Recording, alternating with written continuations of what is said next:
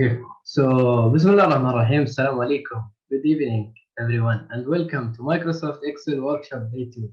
At Day 1, we talked about a lot of points that were important for us to master Microsoft Excel. Yet, today Mr. Tai Chu Tak will guide us much more on how to use Microsoft Excel. From here, I'll pass the microphone to Mr. Tai Chu Tak.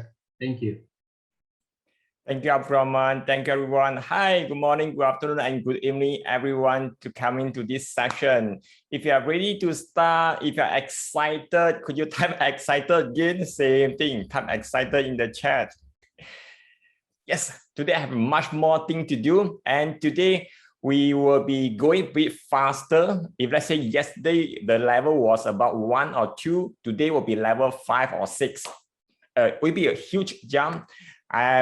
Whenever you are possible to follow, please follow along, and remember to download the file from this drive, Google Drive. Just download and keep all the file in your computer, because later we are going to use the file for our subsequent practices. Okay, so now we are going to start with the very first topic. Okay, let me quick recap on what are the things we have agreed to learn today. We're going to learn about VBA, VLOOKUP, XLOOKUP, pivot table, chart, and some data cleansing. So there's a lot of things to cover. So I just now, before we start, I was contemplating, should I give more, should I give less? Okay, it's a tough decision because there are 5 topics there. Okay, so I will go slow and steady, and I will attempt to cover all 5. And towards the end, whenever the time permits, I will address some Q&A. If you somehow you are not able to follow along, I will encourage you to do this. So that means you want to prepare yourself for success. So that means you are able to follow the steps one by one, so without having some struggle there. So these are the things I want to quick remind you for this one. Learning the right way. The first thing, your phone on the silent mode whenever possible. And if you are not using the phone, attempt not to check any messages either on your computer or on your phone, because a slight distraction, you will miss out the big time. So that's a pre-warning. We are going to cover more things. And sitting posture is very, very important. Find a place that you are able to sit straight whenever your body is possible. Sit straight, then you're able to focus much more better. And best of all, keep a drinking water next to you if you're not fasting. So I will encourage you to keep yourself hydrated. Chat, we are going to use a lot of chat here, and keep yourself excited, engaged as well. And take a lot of notes, because we are going to, the best of all, you can take the notes inside the exercise file where you are able to download from Google Drive, and participate and ask questions. So these are things you want to take part, and you want to make sure you are able to follow along and set yourself for success. So we are going to cover a lot more things today, especially this evening. So very first thing we want to cover is about the macro. So I want to invite you to open a blank file. Yes, okay, blank file. Just a blank Excel file. Then you are able to, now we are going to do some macro. What does it mean by macro? Some people call it VBA. That means some programming inside Excel that is able to perform some routine tasks for you. So there are many methods of creating the VBA or macro. So one of the easiest method is using recording, just purely recording. I do not want to go inside the coding part of it, because that one is a bit overwhelmed to certain people. So therefore, I will just go for an easy start. You just follow this one. Almost a lot of small tasks you are doing at this present moment, it could be automated. Yesterday, there was one of you asking for about, is it possible there's some way you are able to change the report header? If I say I want to send this one to the department A, I want to use the report header for department A. If this is department B, I want to change it to department B. So I have to change on the same page or same Excel sheet, but it has 2 different headers. So this is something you are able to do it using recording.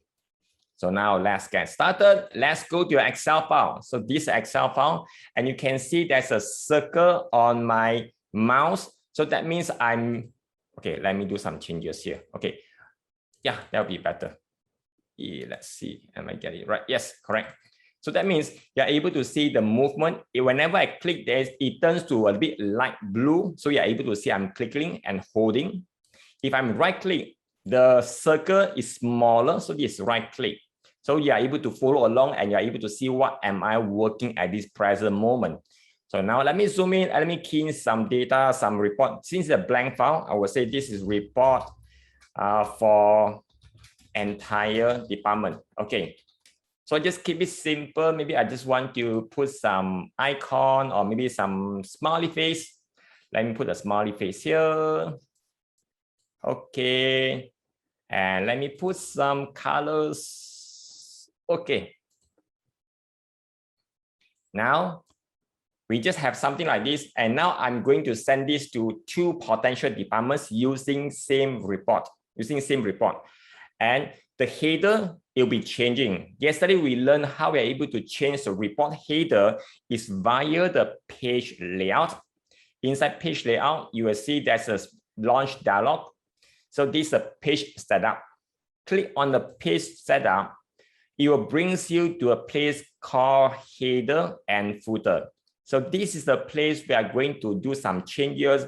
And I want to have a macro allows us to switch between the header as and when we need to. So now I'm going to explain and we are going to do it together. We're going to do this together step by step. If you miss a certain task, you may want to redo the whole thing. So just follow along closely. And I will ask you to type some numbers. If you miss a certain step, at least I'm able to know where you miss and I'm able to repeat that. So just pay a little bit close attention and where is that thing? Okay, yeah. So now the very first thing I want to do is to make sure I have the developer ribbons here. If you do not see the developer ribbon, so now it's a good time for you to switch it on. So some of you may not have seen this. What you need to do is right click on any of the ribbon tab here, right click any one of them, just right click and you will see something called customize the ribbon. Customize the ribbon. Inside customize the ribbon, you are able to see on the right side, you will see there's one of them, it says developer. So this is the thing you want to make sure is checked. After that, you press OK. Make sure there's tick before you press OK. So this is very important because later we will use this very often, and with this option, it will help you to do the automation a little bit easier. So now let me press OK. I have seen the developer ribbon here. If I'm able to see the developer ribbon, could you type number 1? This step number 1. Let me repeat, right click on any of the ribbon, just right click. Right click, you will see there's some option. There's one option says customize the ribbon. Customize the ribbon. Inside customize the ribbon, on the right side, currently says customize the ribbon. Going down, you will see there's one option says developer. Make sure there's a checkbox. Tick, then press OK. Once you have done, press number 1 in the chat so that I'm able to know you are able to follow up to this step. So basically, you only need to do it once for this step. Okay, thank you. And by the way, if you need me to repeat, please type in the chat. I'm monitoring the chat and progress using another device. Very good. So now let's go to developer. Let's go to developer.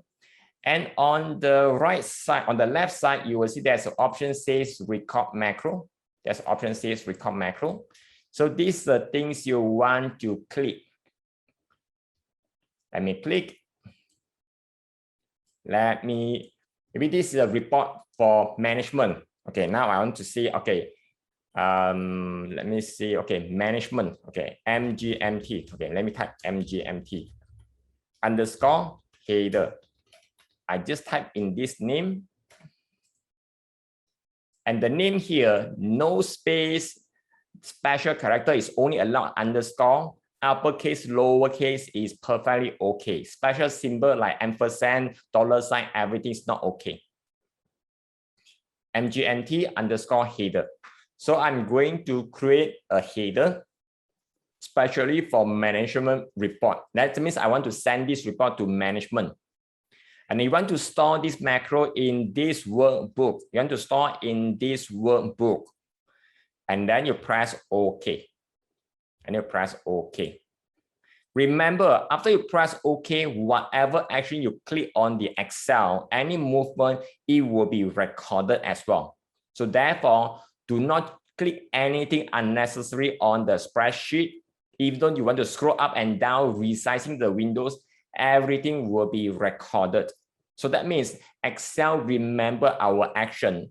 Subsequently, we want to ask Excel to repeat it. Excel able to follow along. So this, just to make sure we do not want to give unnecessary instruction to Excel to perform. So now let's go and click OK. After this is selected, and on the bottom right, bottom left, on the bottom left, you will see there's an option says, looks like this icon. That means the recording is in progress. So that means recording is in progress. So just make sure. And after that, you want to go to page layout. And some of the computer, you may see either page or layout. Then I want to go to page setup. Page setup. Let's go to header and footer. Let's go to header and footer. And I just want to keep it simple. I go to custom header. Custom header. On the left section, I type the wording management report. I just type management report. In the actual context, you may want to add some other things, maybe the date and time, maybe the page number, everything is perfectly okay. So Alex, which one you want me to repeat? After recording or before recording? So let me complete this one and I will repeat again. So this is exactly the same step like what we have covered yesterday. I press OK and just press OK. That's it. After that, you go back to developer. You go back to developer and press stop recording. So I have done the step, this recording for the management report header. Okay, now I'm going to repeat the whole thing. And just in case you make some mistakes there, whatever mistake, maybe you have accidentally click, accidentally scroll up and down and do some changes and movement. Maybe you want to zoom in and zoom out. That is perfectly okay. Maybe you realize you will make some mistakes you want to redo.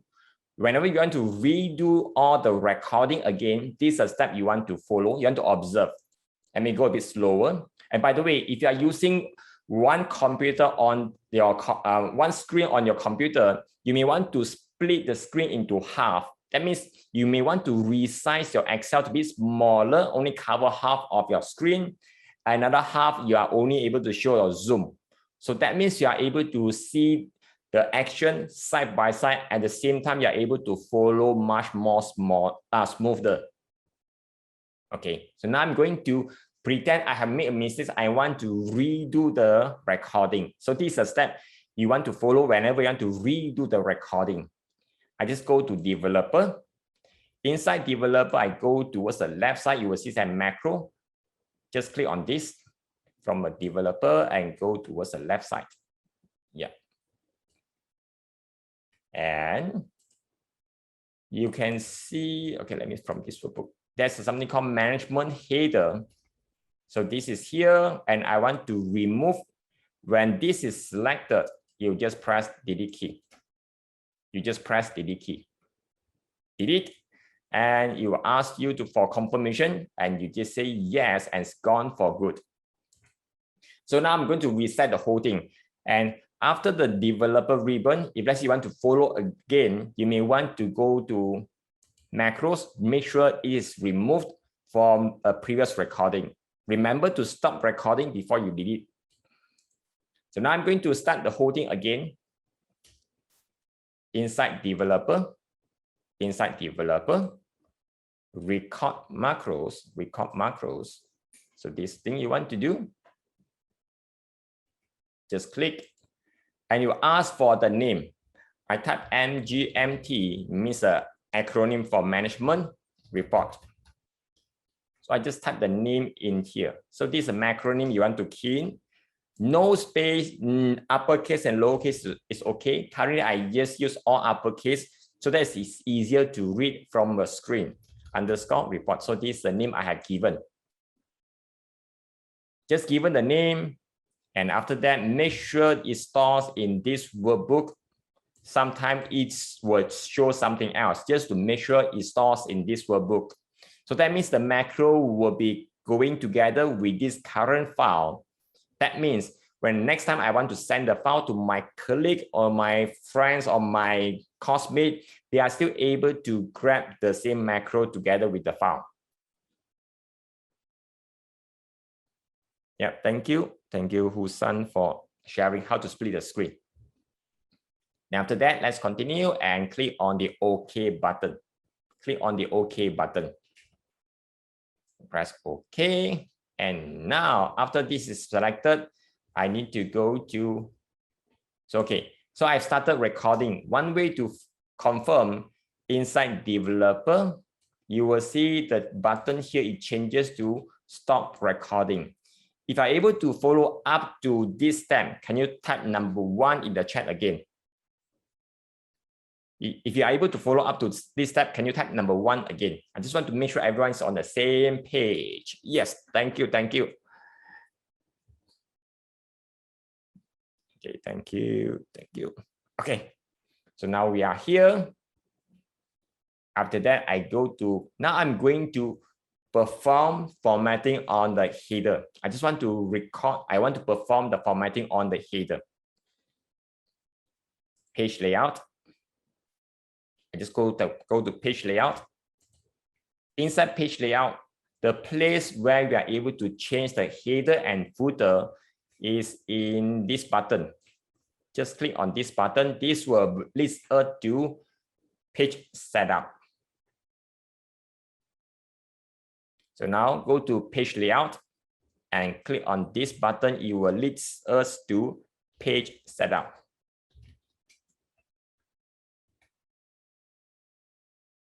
So let's go to page setup.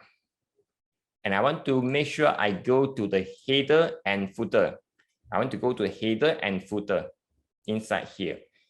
If you're able to follow up to this tag, can you type number 2 in the chat? If you are able to follow up to this tag, can you type number 2 in the chat?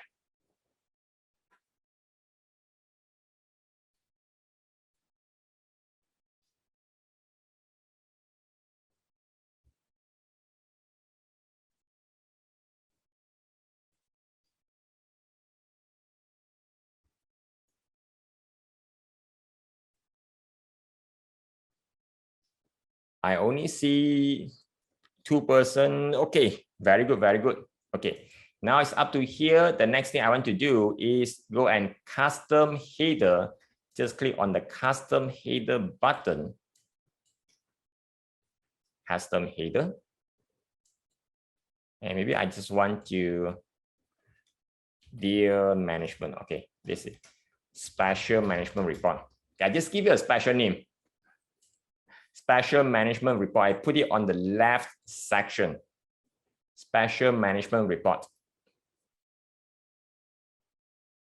And once you're done, you just need to press OK. Once you're done, you just press OK. To click on the page layout or some of the Excel version, you will see the word layout on the top on the menu.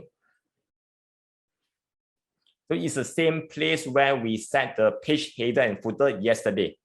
Okay, good. Now after that, press OK, and you are able to see the header. It shows something like this: Special Management Report. The page layout is on the top of the ribbon. It means one of the menu. Some version it doesn't show the word page layout. Some version it shows as layout. It means on the top here. You can see on the top. Yeah, this is the place Sometimes it shows layout, sometimes it shows page layout, depending on the version. And after that, you just click on the button here. Follow closely, follow closely. For those you are coming late, you just need to move on. I just need to follow. After you click this button, then you go to page, go to header and footer, header and footer. After that, you click on the custom header. Inside custom header, you just type special management report on the left section, on the left section. Now, before I press OK, if I'm able to follow up to this step, can you type number 3 in the chat? If I'm able to follow up to this step, can you type number 3 in the chat?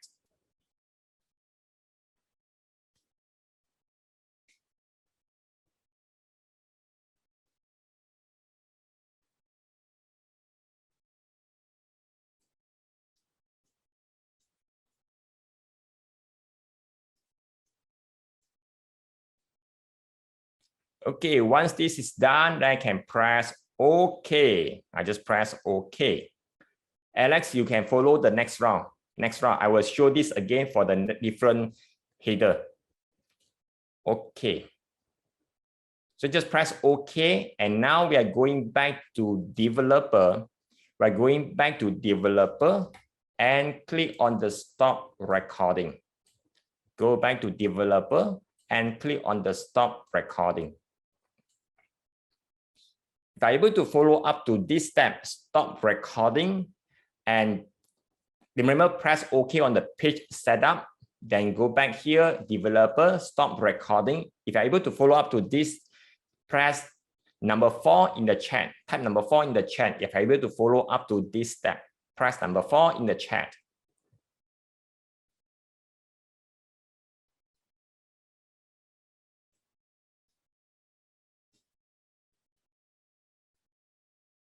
Very good. So now I stop recording. So we have done the first round for the management header. And now I'm going to redo the second formatting for, maybe this is for supervisor. Okay, let me, supervisor report. Same thing, but the header, I want to change a little bit. Supervisor report. Similarly, okay, for those who have missed the previous round, now you just want to follow this one and repeat this one for twice.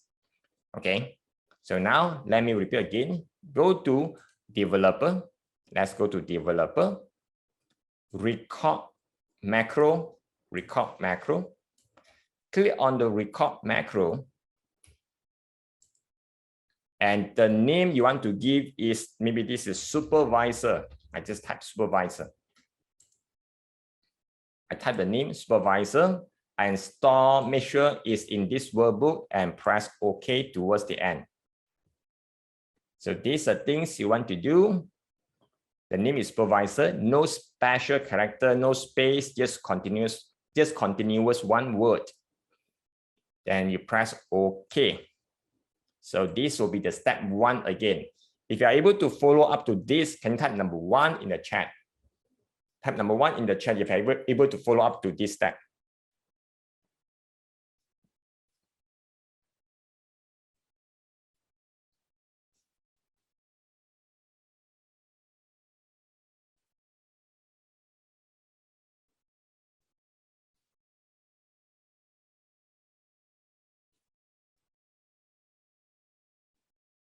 Very good.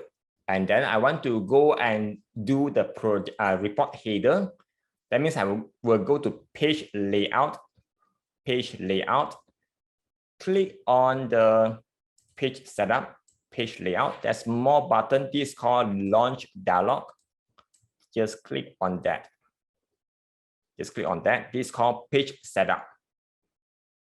Just click on that.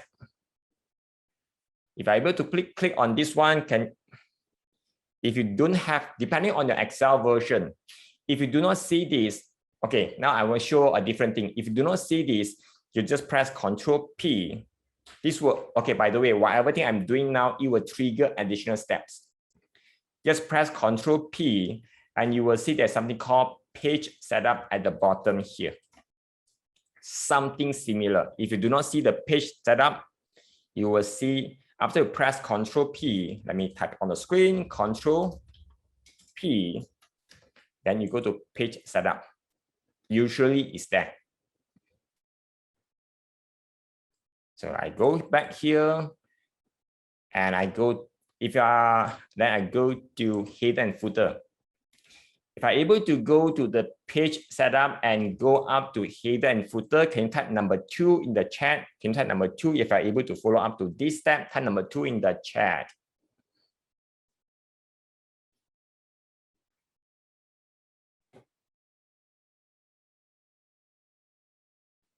Very good.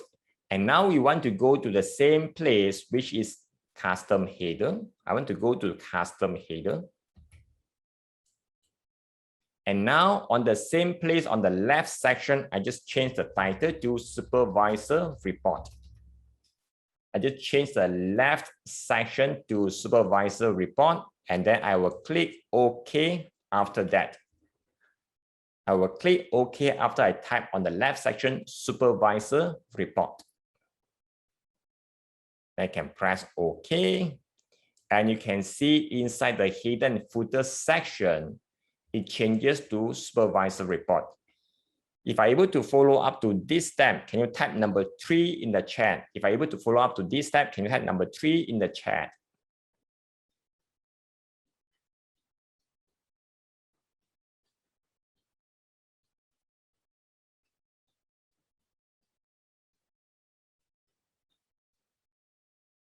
Very good. And now we are going to press OK.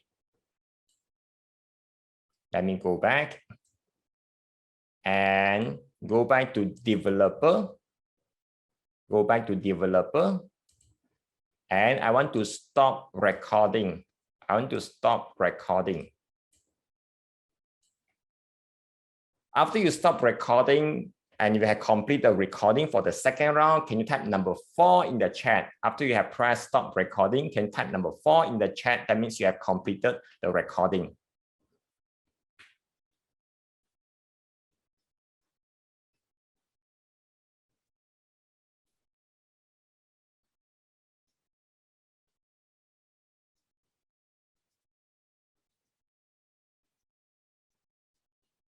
Very good. Awesome. Let me stop recording. And now I'm going to do a testing. First, I press Ctrl P. I press Ctrl P. I can see the header here. It says Supervisor Report. Now I want to change it to Management Report, the header. I will just need to go to Developer, and going towards the left side, you will see there's a place called Macro. Or the keyboard shortcut will be Alt F8. Alt F8 is the macro shortcut key. So I go to macro or press Alt F8. You will see it has 2 macro here. One is called Management Report and another one is Supervisor Report. Just press Alt F8 is under Developer. Go to the developer. Everything we want to do is inside developer ribbon. Going towards the left side, you have a name called macros or macros. So that's the place you want to go, or you can just press the keyboard shortcut Alt F8. Then you are able to see something like this. If I'm able to see up to here, or the keyboard shortcut go to here is Alt F8. Let me type it on the screen. Can you type number 5 in the chat? If I'm able to up to here, can type number 5 in the chat. Thank you, thank you.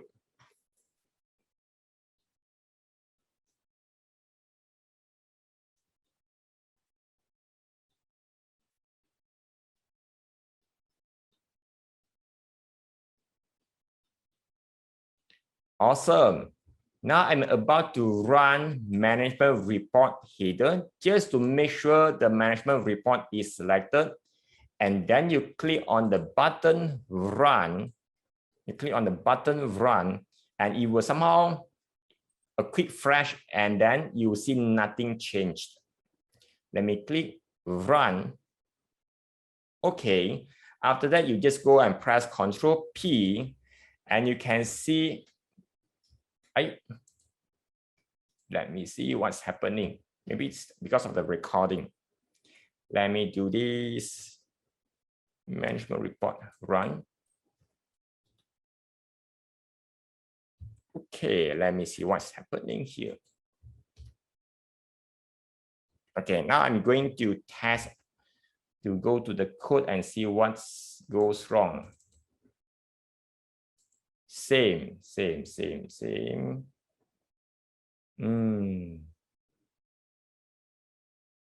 Supervisor, yes, this supervisor. This is special management report. It has this as well. Okay. It should work. Okay. If they said this it doesn't work, maybe I believe there's one more thing we want to do is we want to reset the header. We want to reset the header. Let me do a quick test it. Okay.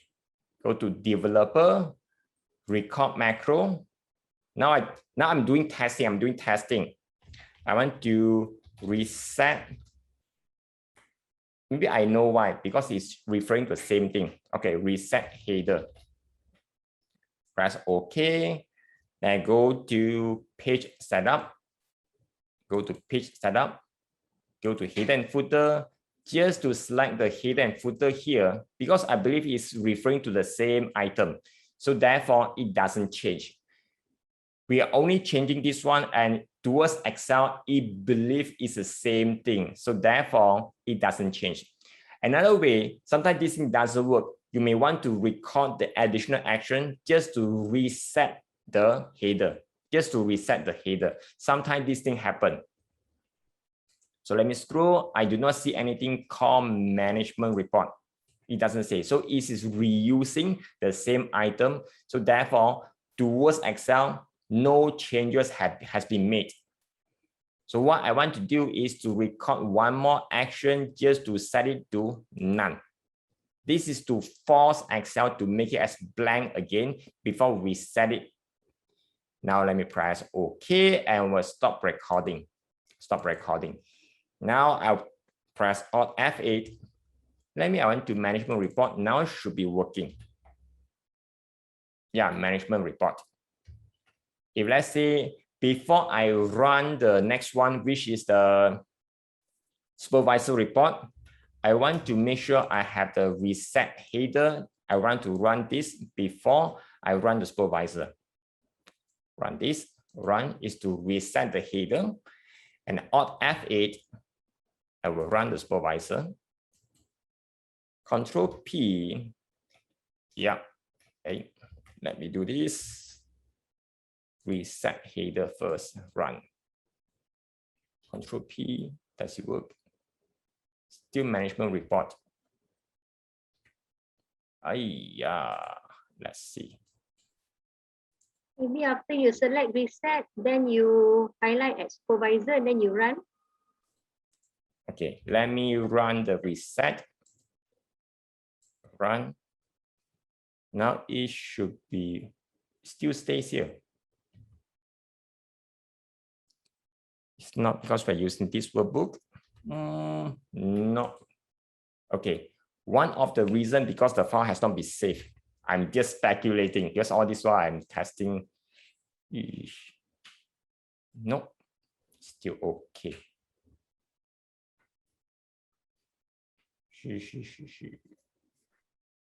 Selection, save, special reports. Okay. Okay. Let me use active sheet. This page setup. Reset. Okay. I have reset it. Okay. So let's see whether I'm able to do some troubleshooting. Print headers, footers, row is reset. It makes everything to blank. Okay. Go. Okay, sure.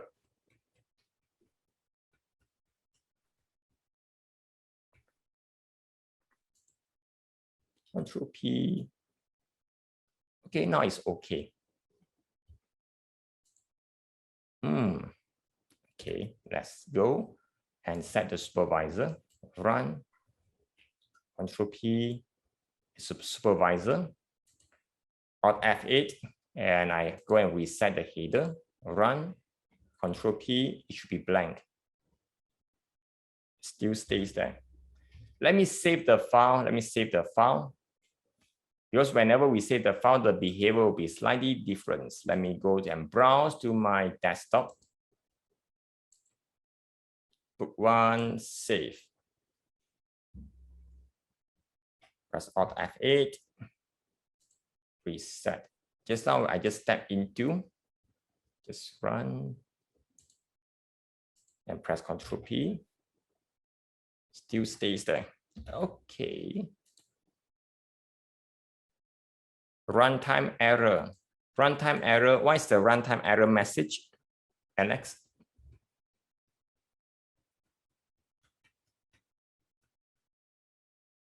Hey, oh, this management reports. Okay, I run the management report. Wrong one. I want to run reset. Step into. Cannot run macros. If you are editing the cell, any of the cell, it may not able to run correctly. Yep, now it's okay. I'm speculating because of the compilation has not taken place. No editing. Maybe you want to share your screen, Alex.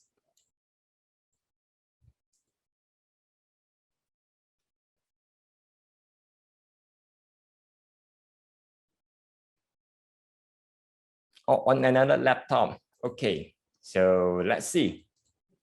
Now, let me recap what other thing has happened. I know what is happening at this present moment. Okay, let me go and compile. I think after compile, it should be working. Press F8. I want to reset. Press Control P. The header is blank. I press Alt F8, and I want to run this management report. Run. Control P. Yes, it works. Now press Alt F8. If let's say I straight away go to supervisor and hit run, it doesn't change. Let's go to reset header and press Control P. It doesn't change. Okay. If that is the thing. Okay, let's see how it works. Because on the coding wise, it works, and okay, see whether if I'm doing some coding here, see whether does it help. Reset the header. Let's see, application dot screen updating equal to false. Then okay, towards the end. Dot screen updating equal to true. Okay, let's reset the header. Control P.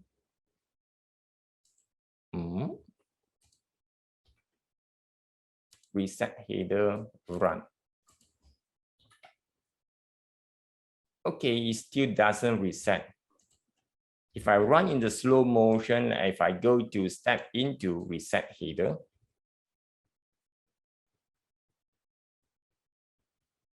and somehow it's able to recognize.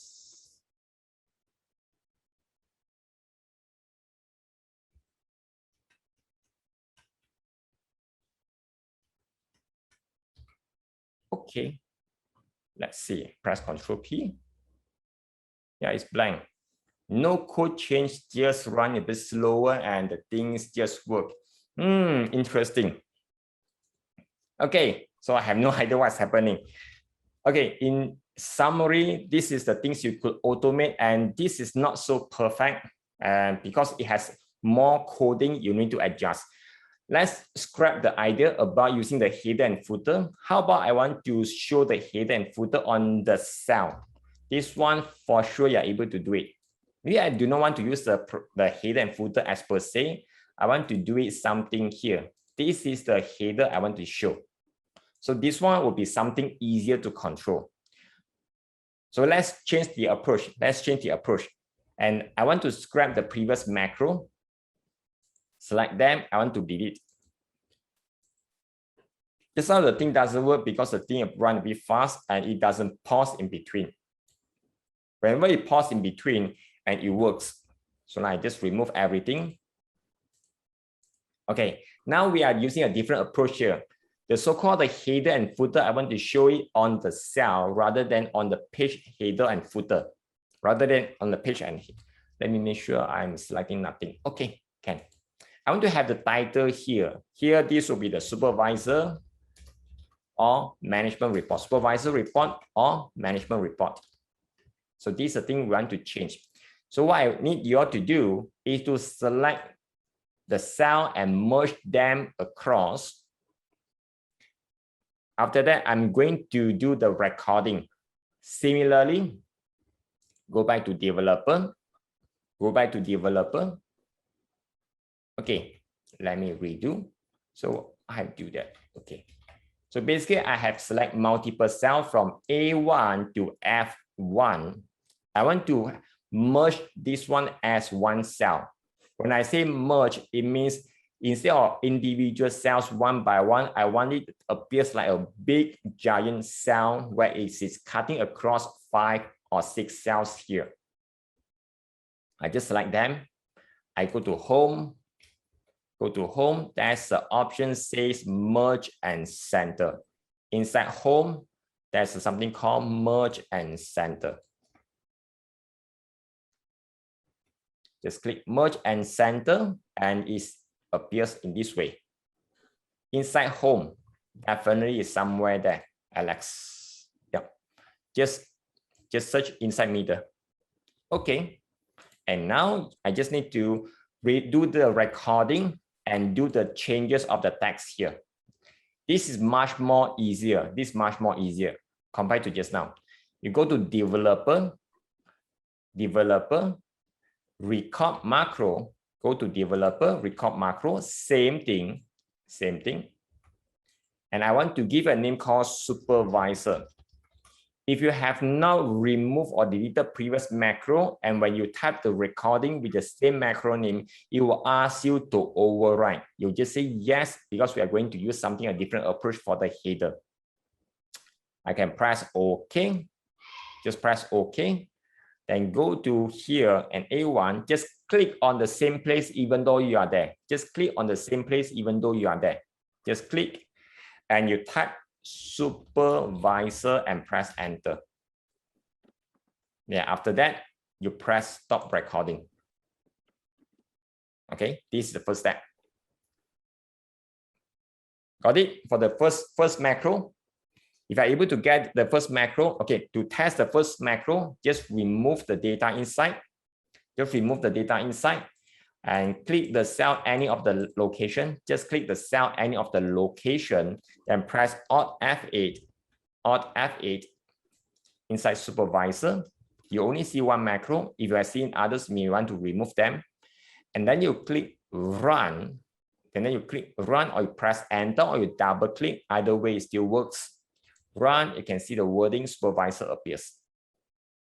So that means this is done correctly. So this month is done correctly. Got it? Yes. Very good. If you are able to got it, can you type got it in the chat?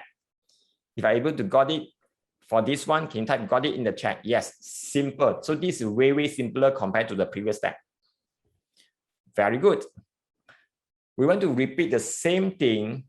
We want to repeat the same thing for management, the wording management. So now I want to go to developer, same place. I go to developer. Here's something called record macro. Record macro. Just click on this. After you go inside developer. And I want to give a name called management. I type the full spelling. I call it management. I call it management. Make sure you store in this workbook and you will click OK after that. So click OK after that. Done, then you just click on the same cell, on A1 here. Even though you are there, just click that once. And now you are going to type management. Just type management. After you have done, then you stop recording. After you type it, stop recording. So now what you need to do is just press Alt F8 and you will see there's two buttons, two options. One is called management, one is called supervisor. So your job is to click one of them and the wording or so-called the header inside the cell, it will change as per what you have recorded just now. It's just that simple. So now I will leave you all to test it for a while for about 30 seconds. Got it? Now it's for your testing. Supervisor, just go here, management and double click and got it. So test it for about 30 seconds. Any question, ask in the chat.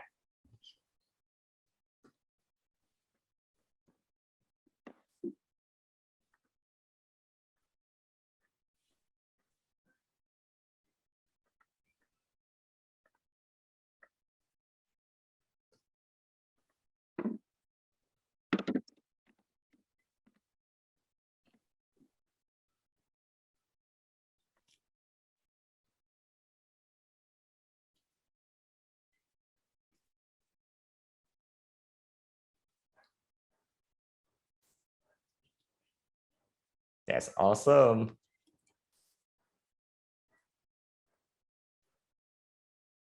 The answer is yes. The answer is yes, and you are able to test this one. You can able to run the macro in the different file as well.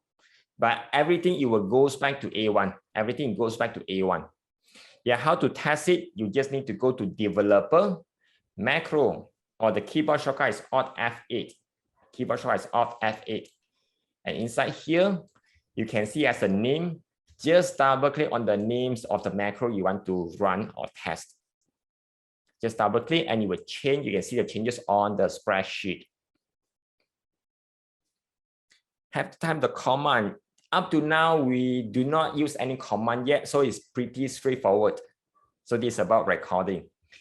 So now after that, I want to do some fine tunings to make the thing easier to switch in between them. Currently, it's a bit troublesome. If I want to switch, I need to go to developer, macro, and just click. It is a bit troublesome because it's an extra step. That would be meaningful that we are able to run or trigger the macro just by a button. Just by a button.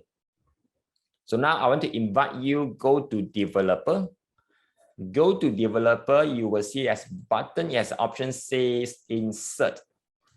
Developer, insert. Just to make sure it goes to insert. And we are going to add a button here inside the form control. We do not use ActiveX control now. We want to focus is on the form controls. Form controls. Just click on this for the button. So now I go to developer, insert, click on the button. You just drag it outside.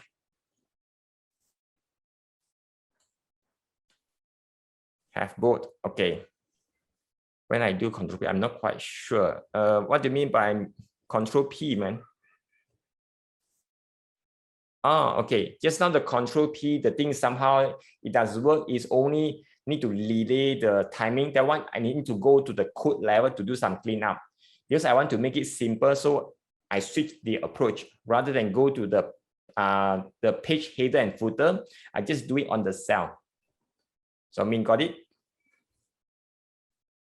So just to keep it simple, because that one previously has some hiccup, need to touch up on the code level. So I want to keep it simple. So now, yeah, go over again. Let me do it again. Let me remove. Developer, insert. Okay, developer, insert, form control button. Go in this manner. Developer, insert, form control, then this button you want to click. And you are able to select where you want to place the button. So let me show you. Developer, insert the button.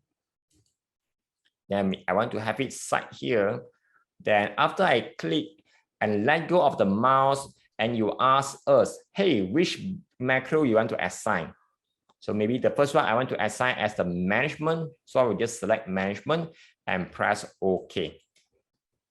Just select on the management and press OK. So click management and press OK. And this is the button you have. If you do not see anything, most likely you just need to remove the button and redo again. So now the button, it says button 2 is not elegant enough. I just want to change the name called management. It's called management. I could move it somewhere else. I want to move it. Okay.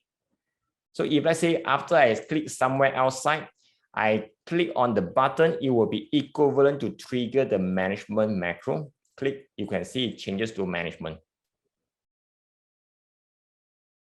So I'm not quite sure how to help you, Alex. Two options. Just go to insert, focusing on the form control inside here, not using ActiveX control.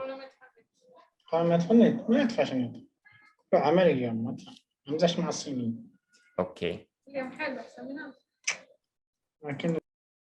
Okay, got it.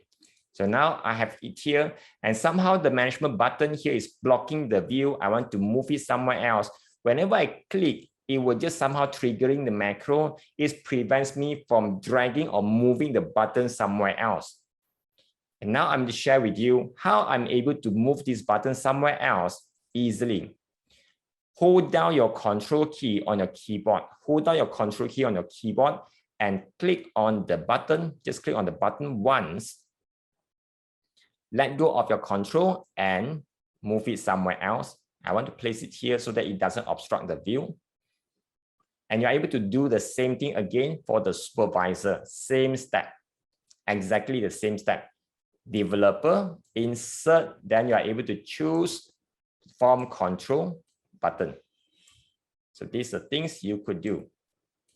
So let me show the screen here.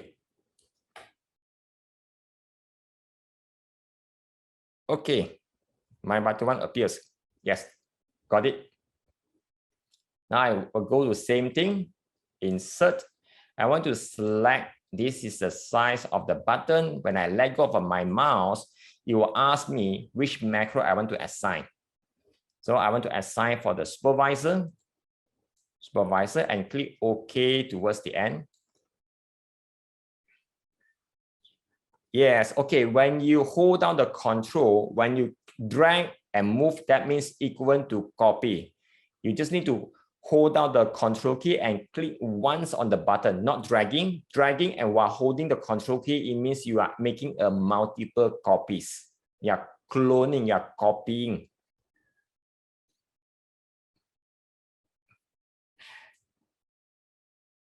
Okay, press OK. And I want to give you a name. This will be supervisor. And click outside. When I click on the button supervisor, you can see it changes to supervisor. Click on the management, it changes to management. Maybe I want to make the size a bit larger. Increase the size, make it bold. Change the color. Okay. When I click on supervisor, it changes to supervisor. Click on the management, it changes to management. It doesn't work. Okay. Some of the steps may have missed. Okay, later I come back to you. Okay, if you are holding your control key and click on the button, even though you slight movement while you are holding your control key, while your control key is still on hold, while you move slightly, it still make a copy. You can see it make a copy. Even though a slow slight movement, it still make a copy. So this is because it's quite sensitive for computer, slight movement, it will trigger as copy as well. Yep, got it. For those who are unable to follow, I'm not sure, maybe you can ask the question towards the end. Show button 1 and button 2. Okay, how to rename? Very simple. Hold down the control key and click on the button once and let go of your hand on the control key. Yes, another way is right click and edit. Right click, there's something called edit text as well. Awesome, awesome. So if I want to move around, you can just hold down the control key and click, then you're able to move around. If you want to move it side by side, management, supervisor, management, supervisor. Yeah, so this is very simple way how you're able to do automation on Excel. Just now our step is only changing the text. In the actual step, you may have more steps here as well. Maybe I want to have some other formatting below as well. So hope this gives you some ideas what are the things you could do with the automation. Before we wrap up the session, any question before I want to introduce one more topic for this macro or VBA? Any question up to now?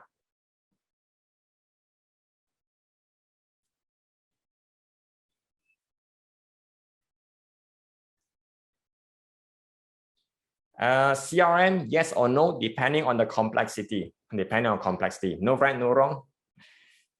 Okay, very good. Now I'm going to save the file. I'm going to save the file.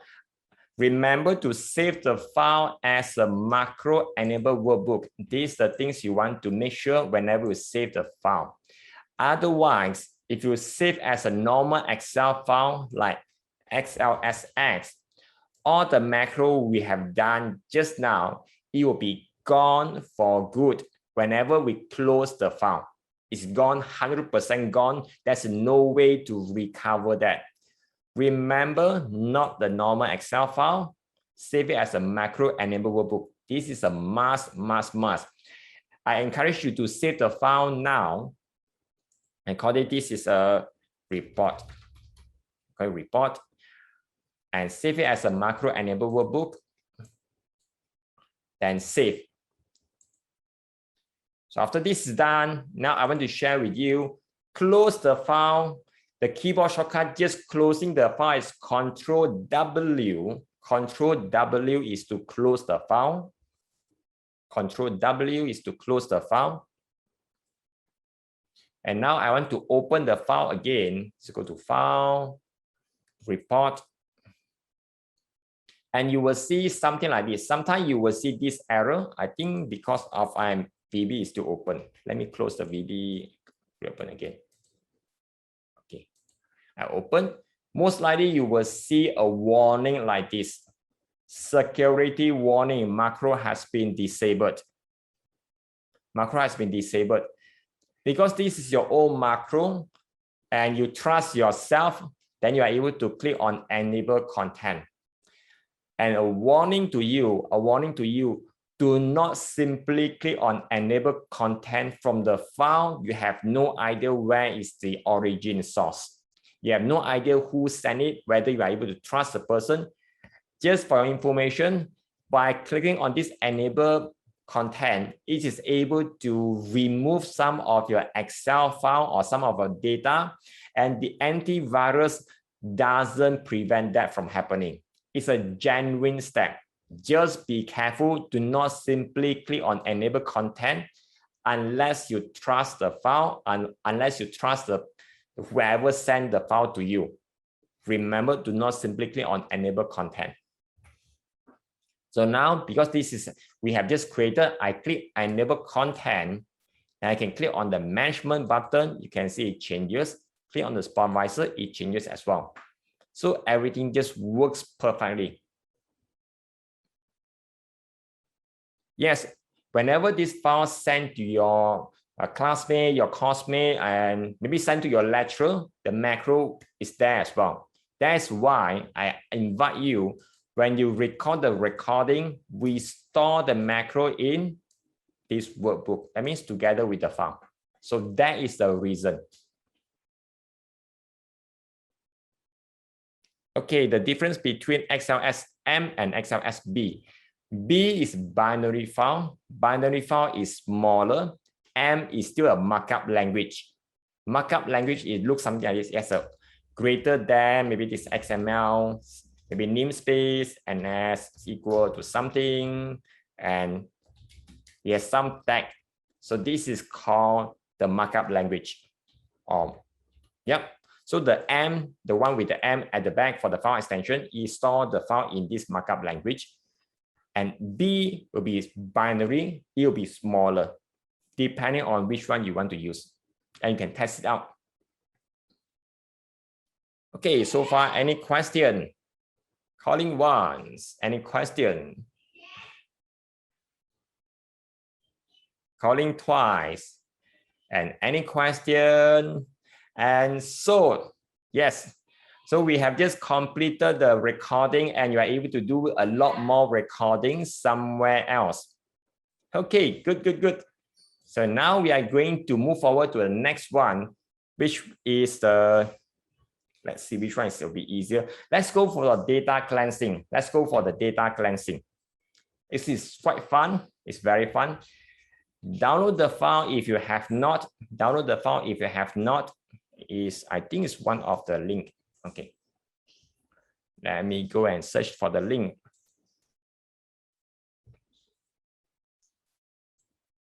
Yeah, let me copy the link towards the chat again. And download the file and save it to your computer. Download the file, this is a Google Drive, download everything and save it to your computer. And then we want to use the file there because it will be much more complex and we want to shorten the time to prepare the data. We just want to go in and start learning, not so much on the data preparation. So just download the file. I will give you all for about 30 seconds for yourself to get yourself ready.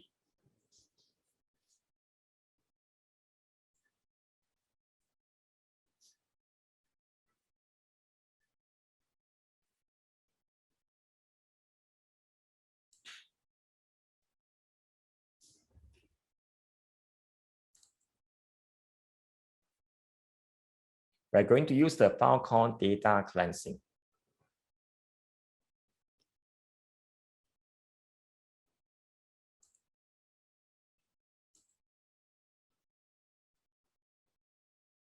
Not opening the file from a browser, download everything, save it to your computer.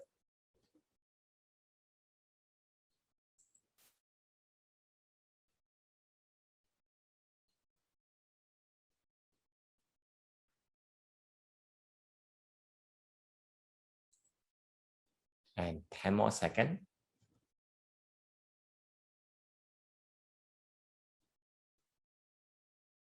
And 5, 4, 3, 2, 1, and time. Welcome back, everyone. Okay, now we are going towards the learning about how we are able to do some data cleansing. So yesterday, some of you suggested you want to learn some data cleansing. There are a lot of methods of data cleansing. This is a good introductory, and for you to aware, if you have certain questions you want me to address, write it down somewhere on your paper, and towards the end, you only ask your question. So now we want to explain. Do you see something fishy about this set of data on the very first worksheet inside data cleansing? Anything fishy here? Can you type in the chat? What's wrong here?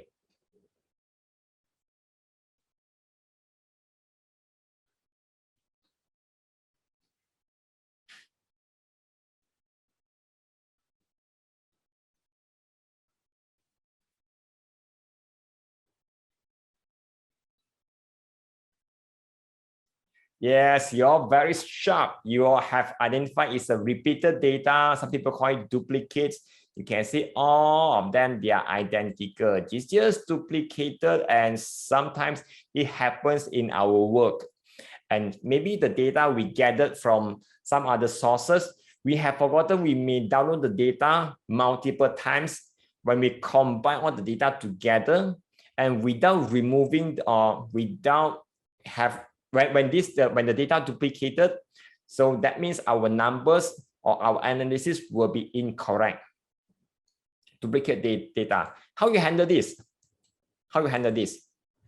Some people say, I'm very hardworking. What I do, I will just glance line by line, make sure they are there. And I remember the keyboard shortcut just to remove the row is Control R or Shift R.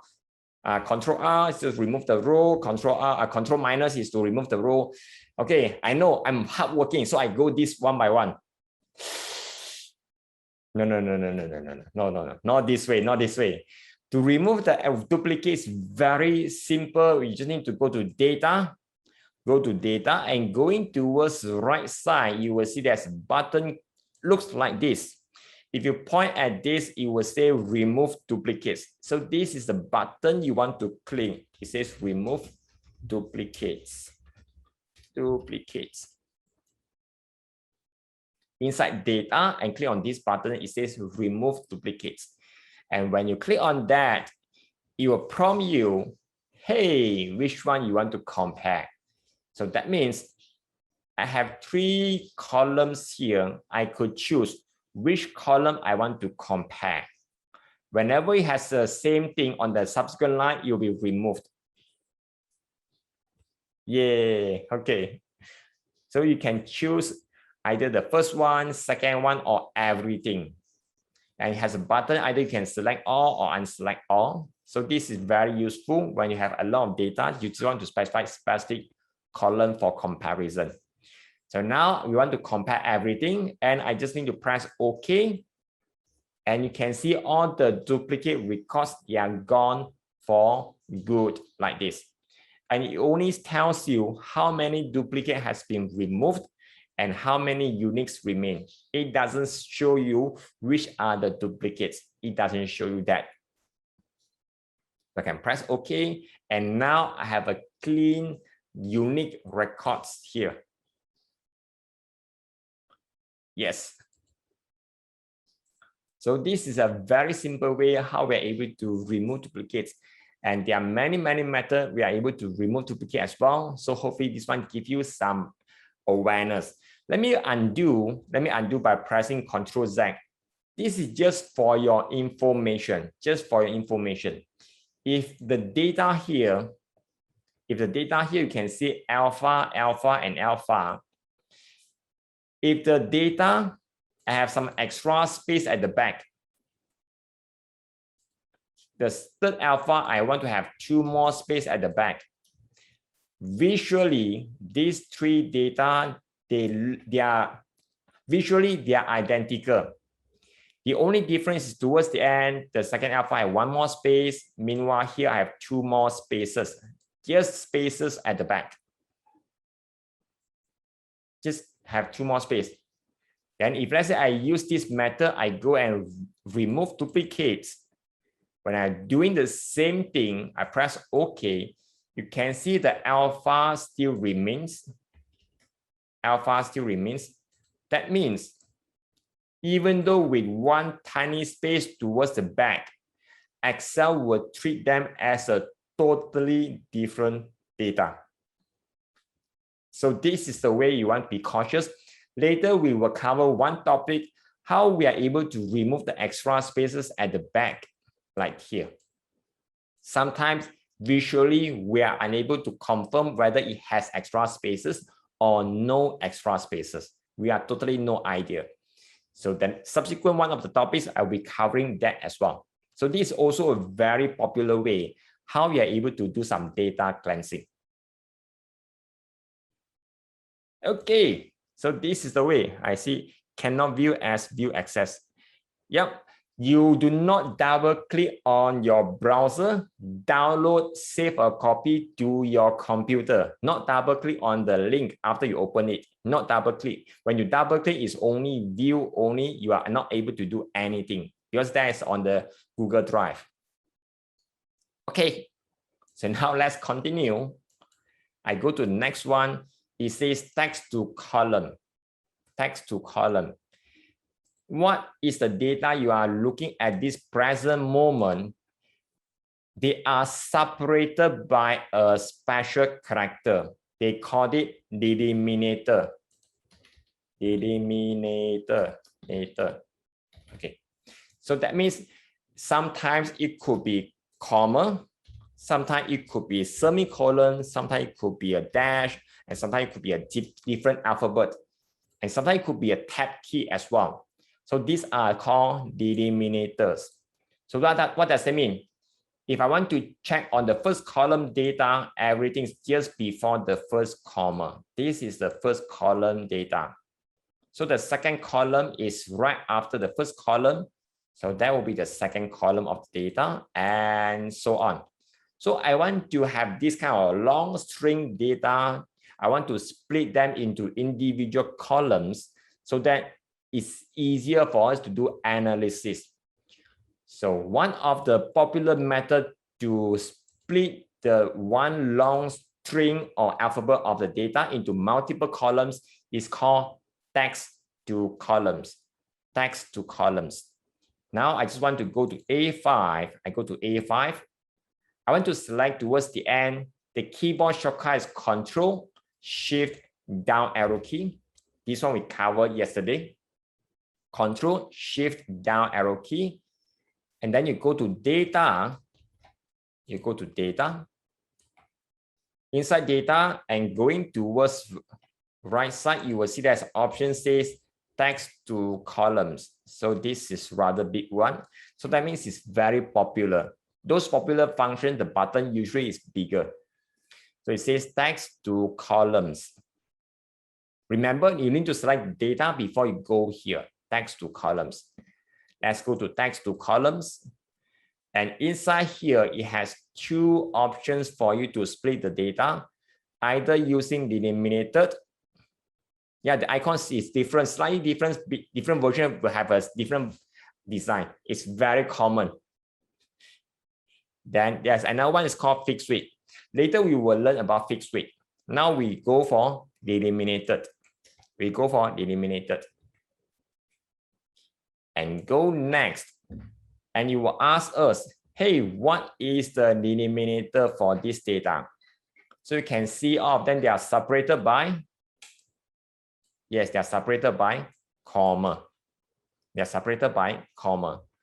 Just to tick on the comma, at the bottom, the data preview, you can see they are broken down into individual columns like this.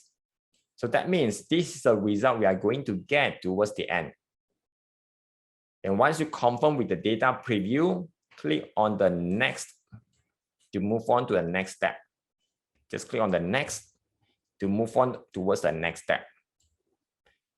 And before we press finish, just to make sure the destination, just to make sure that the destination is on the B5.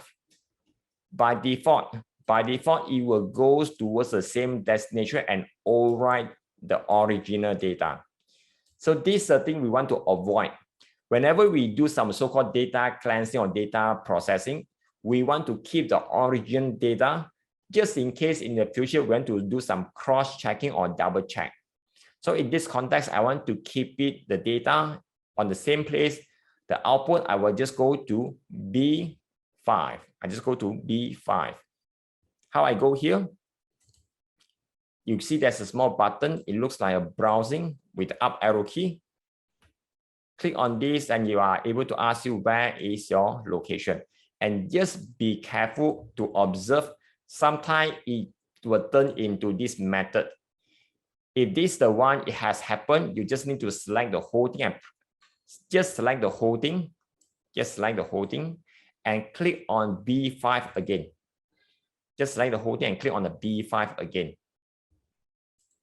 And you will see something like this appears on the screen before you click on the finish. Destination is B5. The rest, there are no changes. And you click finish. And this column, the one highlighted in black, I'm highlighted here, it will go to column B5. And the next one, it will just go the next column and so on and go next. So you just go one after another towards right side.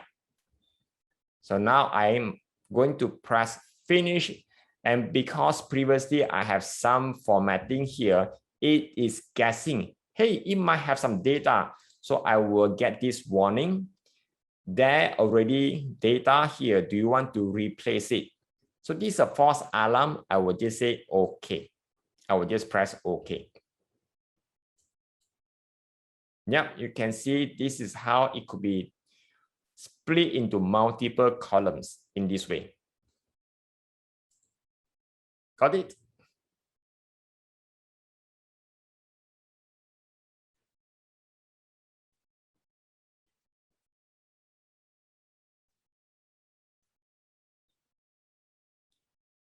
Yes, got it, got it.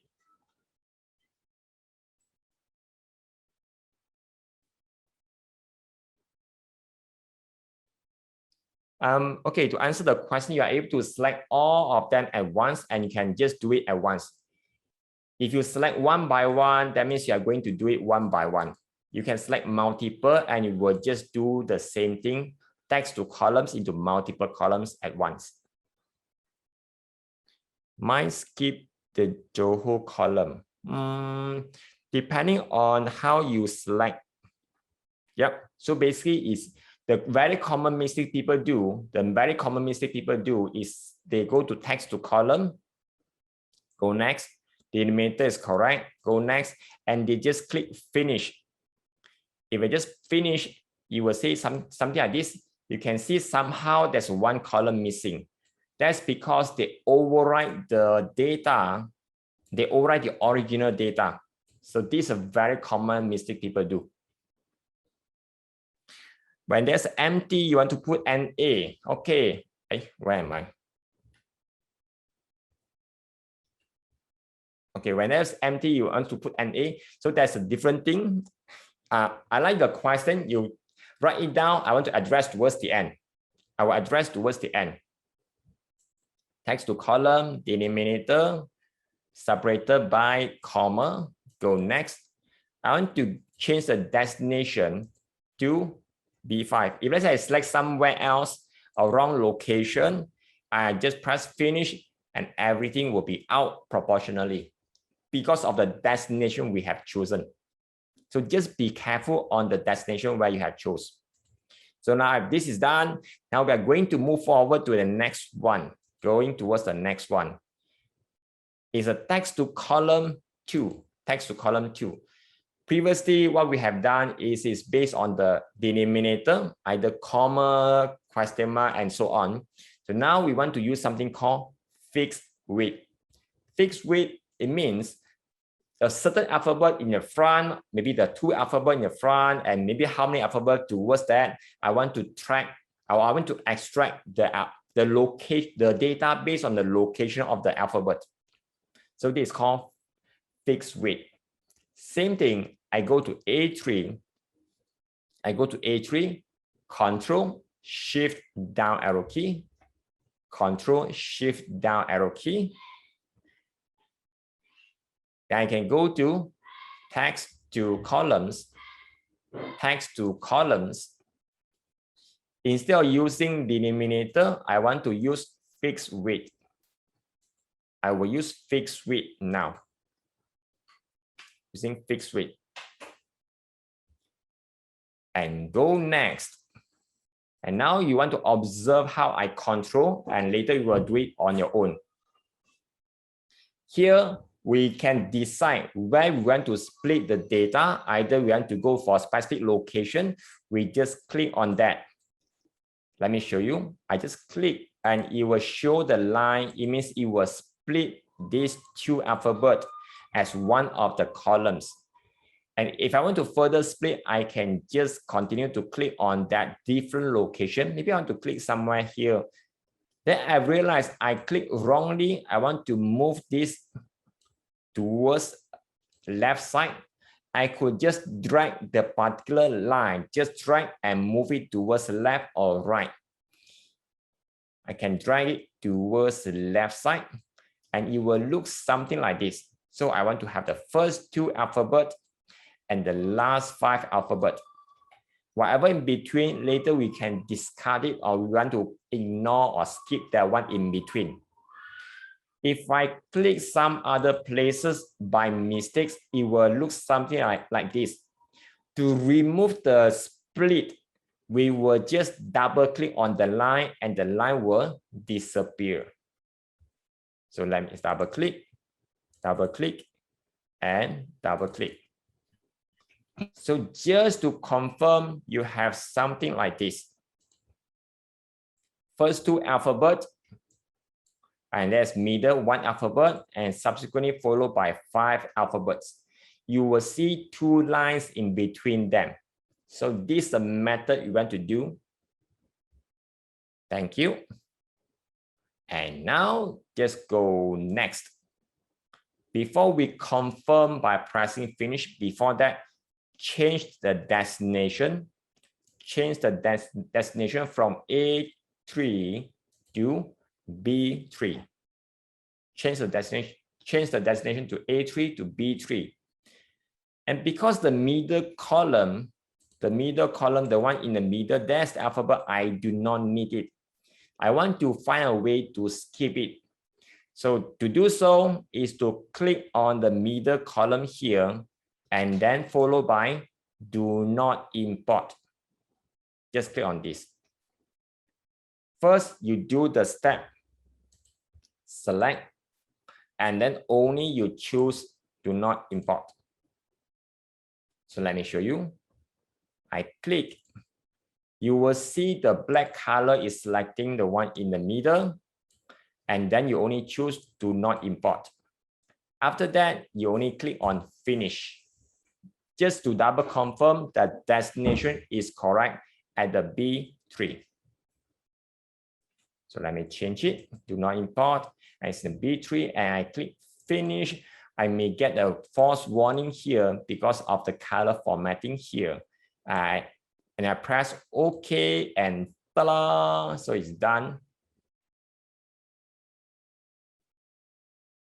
Ken, for the second one.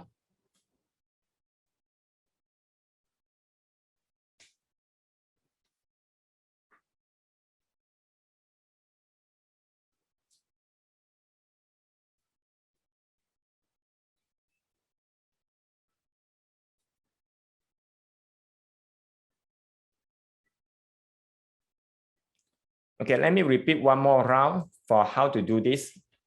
At the same time, I can explain there are certain things you could do differently. First, I select the data here.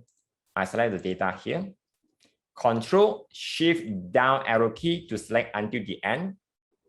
Then I straight away go to data, text to columns. The data is on the top section here, data. Text to columns, you just select in this method. Yep.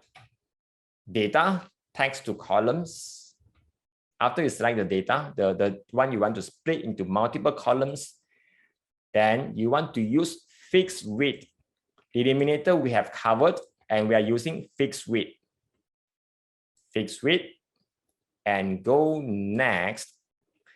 This is the place where we want to have the line to indicate maybe the first alphabet, second alphabet, and third alphabet. You can have the luxury to decide. Everything goes by the fixed width. Because I do not need the middle two, the third alphabet, so I can have a line in between here. By clicking them once, allows you to choose when you want to split. If you make a mistake, you want to move them around, you can just drag. Or if let's say I decided this is a totally mistake, I want to remove it, you could do so by double click on the line. Just by double click on the line and it will disappear. Let's go back here. I just want to have these 2 lines. So this is the thing I want to have. You can see I have a line here and here. Because I want to split into 3 columns and I remove the second column because that's the data, we do not need it. After that, just go next. After I'm going next, the very first thing you want to do is to change the destination. This is a very common mistake people do. They just forget about destination. So I will encourage you to change the destination. How you do so? Just go to a small button here, click. Small button here, click. And change it to B3, change it to B3 and press enter. And because the middle button, we do not need them. We do not need the second button, second column. Just click on the second column. Make sure it's highlighted in the black color. So this is to select this one first.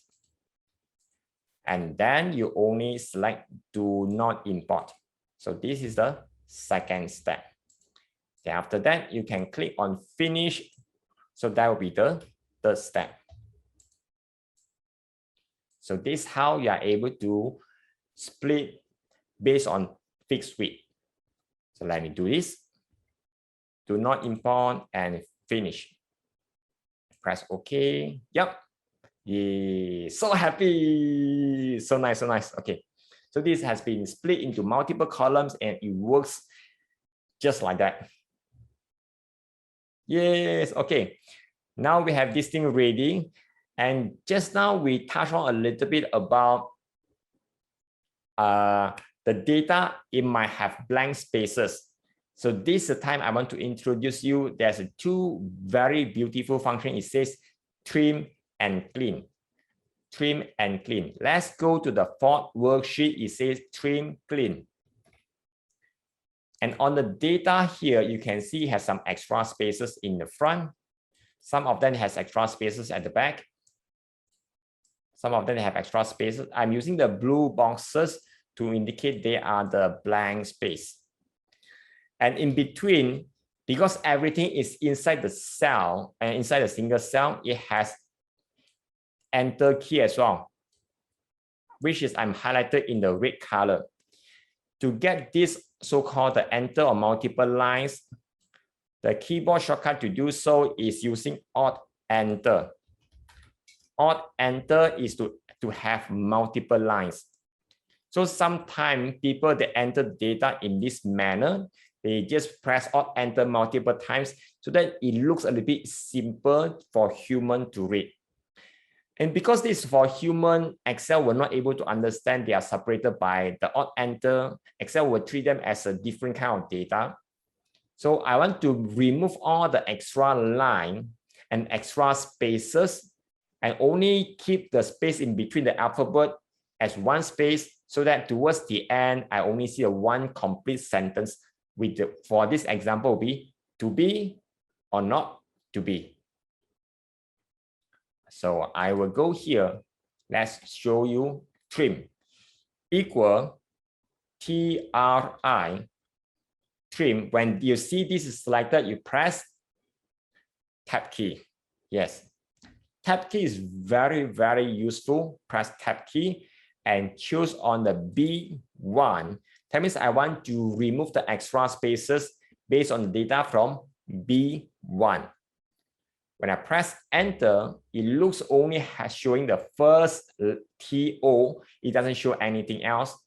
That's because you go to home, it has multiple lines. It doesn't show underneath of the cell. I just need to go to home. Just go to home. There's something called wrap text. Wrap text. Just to click on the wrap text and it will be showing the lines below. Just click on the wrap text to turn it off and click on the wrap text again to show the multiple lines. So this is how it works. Yes, some extra lines at the back, extra blank lines. So to remove those, the thing I'm highlighted in the red color, we need to use something called trim. Trim is to take out the extra line, which is normally we use Alt Enter to enter into Excel. So I want to compare two different results from B1 based on trim or clean. So I do equal CL tab. Select B1 and press enter. This one, it doesn't show multiple line and sadly, it doesn't remove the extra spaces. So I want to have something like this, and I just want to remove the extra spaces in the front, then extra spaces at the back. Whatever spaces in between the alphabet, I just want to keep one space in between them. Whatever in between, I just want to keep one space in between them. So this is the thing I want to use for the trim. Okay, so let me remove this again. Repeat for the trim or clean. Which one? Trim or clean? Or everything? Oh, okay. Let me show you again. First, go towards a B2. Let's go to B2. Go a bit slower. I'm going a bit slower. Equal TRI. When you type halfway, you can see the box, the drop down, it has showing trim is selected. When this is selected, you want to complete it fast and confirm the selection, you could use a tab key. Whenever you use tab key, let me show you. When I press tab key, it will auto complete the whole sentence or whole function name and with the open parenthesis. So this is the beauty of using tab key. And that's why I say tab key is our BFF in Excel. A lot of things you can use tab key to control and make the movement much more smoother. Let's continue. After the trim, I go to B1. I go to B1 and just press enter. And you will notice it's only showing the word TO. It doesn't show anything else. Isn't it? So this is the time, because I want to show there are more than one ways. Another way is I want to increase the height by double click. When I double click, I just double click between number 2 and number 3 because it has more data underneath. It has more data underneath here. It's just not shown. Just to go here between number 2 and number 3, you can just double click. It will auto fit the row height. Yeah, like that lah. Okay, double click. You can see it has more things hidden underneath. There's multiple lines here. Okay, got it? Nice for the trim. Nice. Okay, got it. Very good. So we know the functionality of trim is to take out the extra spaces. And now I just want to use the clean to show you the clean on the same result above here. Equal CL and press tab key. And you will ask you where you want to select, and I'll select from B1 on the top. Just like B1 on the top, and press enter. And you can see it shows in one continuous line. And sadly, this one, it doesn't remove extra spaces. So it doesn't remove extra spaces. So now we know the difference between trim and clean. Clean is to take out the extra lines, but it doesn't take out the extra spaces. Trim is to take out the extra spaces. Value. Okay, if you get the value, most likely you have selected something else. Yeah, okay. Equal CL. If you press enter, you may get, is it name? No, should be. If something wrong, you can just need to redo. The function name is just on the left side. Just type this, the name. Name. If you see the name, because you press enter, you are not using tab key. Pressing enter, it will cause you not complete typing the function name. So therefore, you will get name error. You will get name error. Let me show you. That's a very common mistake people do. Equal CL, and I press enter. I'm so excited, I just press enter. You will get name error. Something like this. Remember, after you type equal CL, use tab key, not using enter key. Enter key is to confirm the formulas typing. It doesn't confirm the selection. Tab key is to confirm a selection in the list you have seen. Now it's clean text, not text. Okay, equal CL tab. Yep, we do not type the word text, we type B1 or select on the top. This is B1. And then close parenthesis. So this is the thing you want to do. I select B1 and I press enter. So let me show you the formula, and this is the formula for clean. This formula for clean.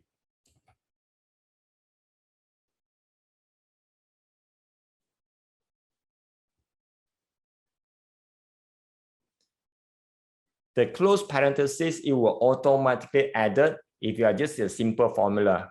Usually it will automatically added if let's say I just ignore. It's still able to automate. Just observe, I just remove the close parenthesis. I press enter. It doesn't prompt any error. If I just go back up, check on the formula, it will automatically add the close parenthesis for me. So usually if I say a simple formula, the close parenthesis, it will be automatically corrected, even though we didn't specify anything. Yep, got it. So now we want to continue. We want to remove the extra line to make the whole string into one continuous, so that we are able to remove the space as and when they are continuous block, they are not broken down and they are not broken down into multiple lines. So we want to use clean and then trim. So this is called nested function.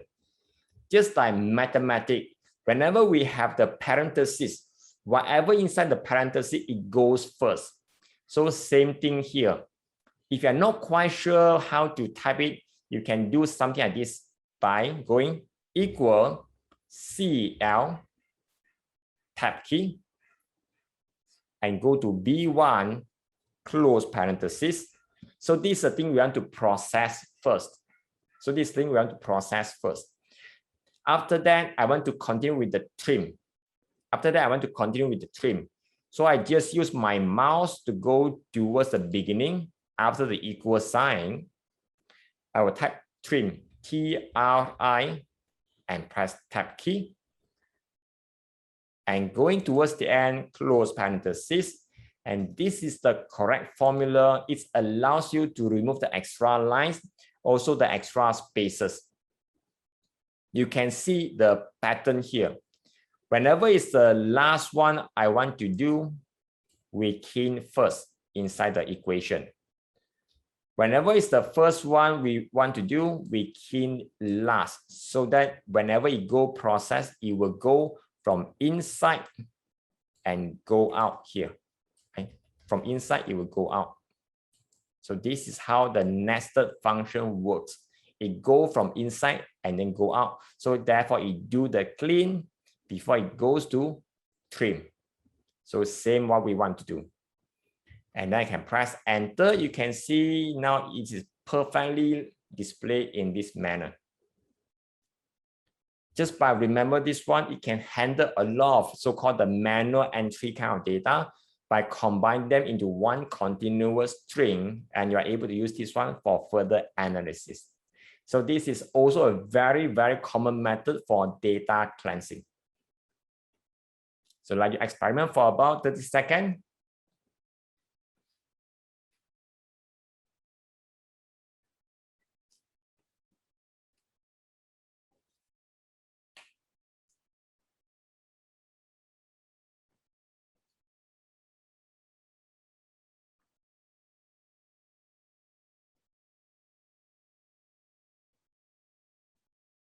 Ten seconds.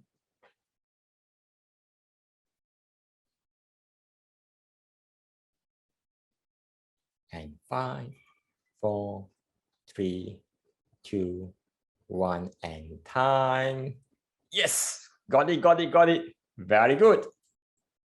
Yes, this is nice, nice, nice. Let me show you something different. Clean, okay. Yeah, okay. Very interesting. Let me see what's this. Okay. I may skip certain topic so that we have more time for the subsequent ones. Is that okay for you? Because I want to have more time for the VLOOKUP, more time for the pivot table, the charts as well as XLOOKUP. So that one will be take a bit more time to explain. Okay, so I will go a little bit faster, and maybe I want to suggest all of us go for quick 5 minutes break, and we will continue after when we are fresher and we are able to go a little bit faster. Okay, 5 minutes break. We will see you after 5 minutes, and yes, yeah, okay, whatever break you want to have. Okay, we will see you in 5 minutes, and see you.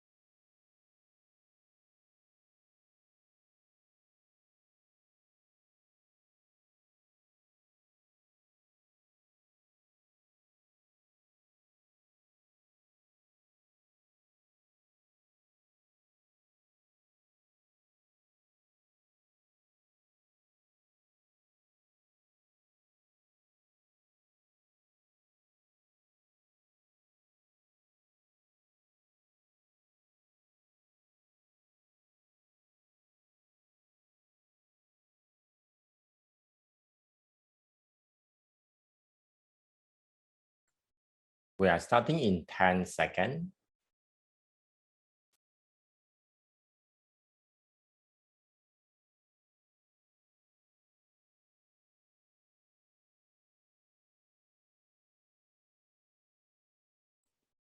And 5, 4, 3, 2, 1, and time.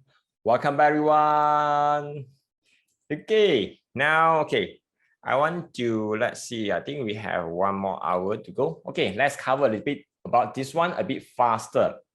So have you seen this phrase before? The quick brown fox jumps over the lazy dog. Have you seen this phrase before? Yes or no?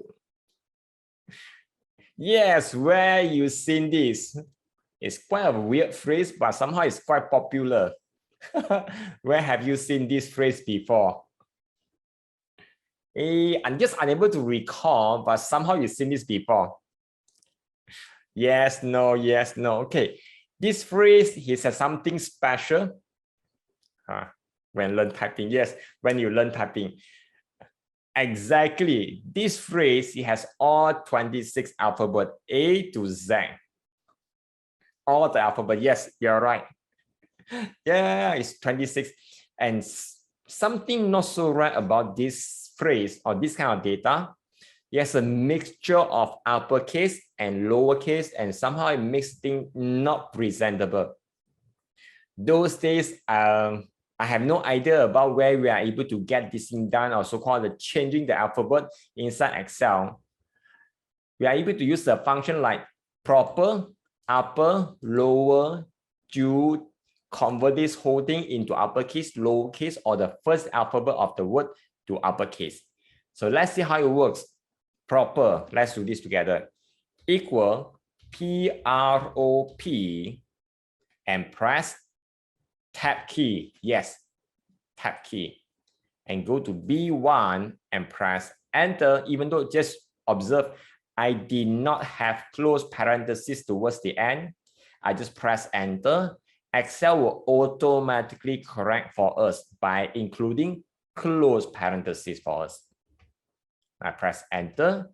You can see that all the first alphabet of each word is uppercase, and meanwhile the rest of the alphabet, they are in lowercase. So these are the things means by proper.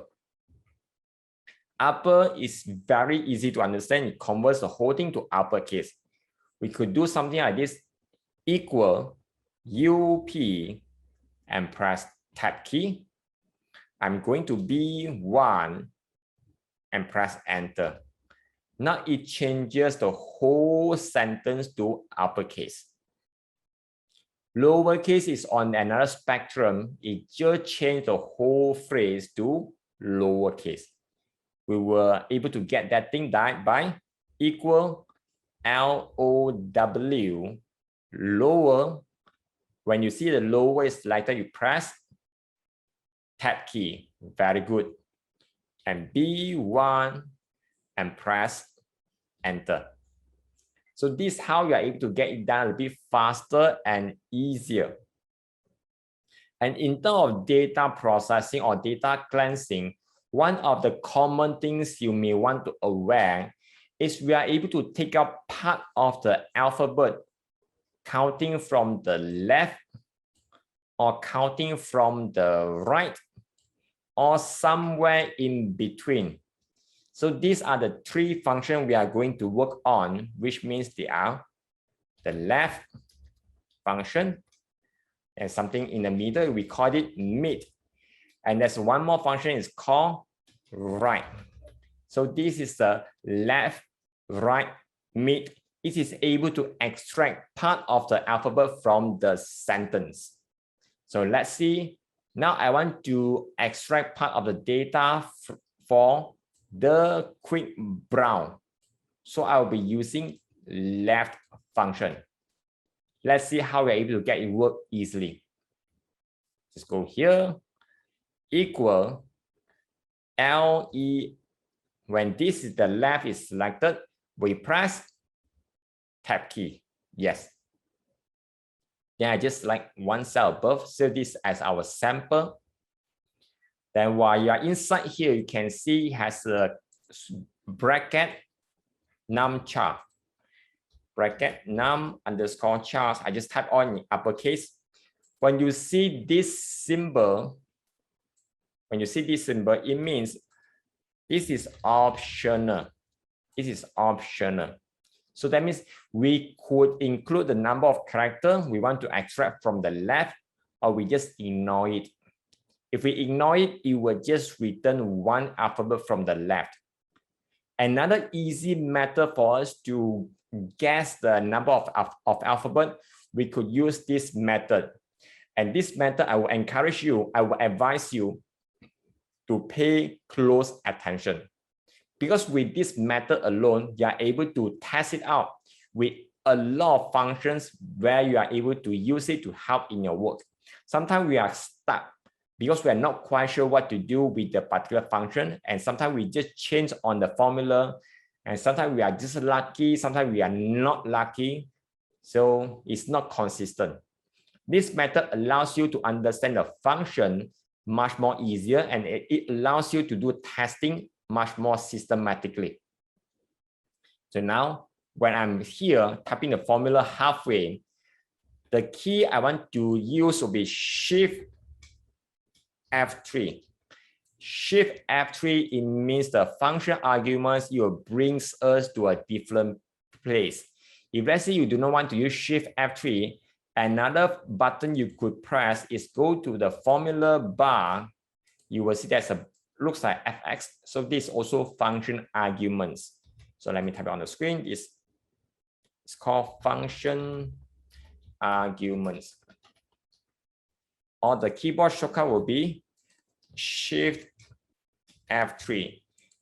Personally, I like to use keyboard shortcut Shift F3 over the button here. Because the button is very small, sometimes I click something else. So it's quite annoying. So I just use Shift F3 without worrying which button I'm clicking. So let me use Shift F3. I will be inside here. So let's have a quick glance. What are the things we have? Left is the function name. Left is exactly the same. And you will say, what does that mean for the left? So it says this is about return a specific character from the starting of the text string, which is coming from the left. So this is what we're able to know. And there are a few more things we could learn about these function arguments. Firstly, you can see whenever text is in bold, it means this is compulsory.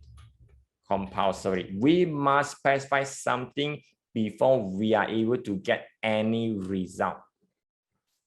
Whenever it's not in bold, it means this is optional. If your one is a bit different, Mac will not have the bold and not bold Mac version. It will just have everything just plain. Only the Windows Excel will have this bold and not bold. Hopefully I address your question. And since this is optional, that means it will show the final result here or at the bottom. So that also means we are able to tell, hey, this is the result we want or otherwise. So it looks like the alphabet T is not what we want. I want to get the word the quick brown. So I start guessing the number of alphabet rather than counting alphabet one by one.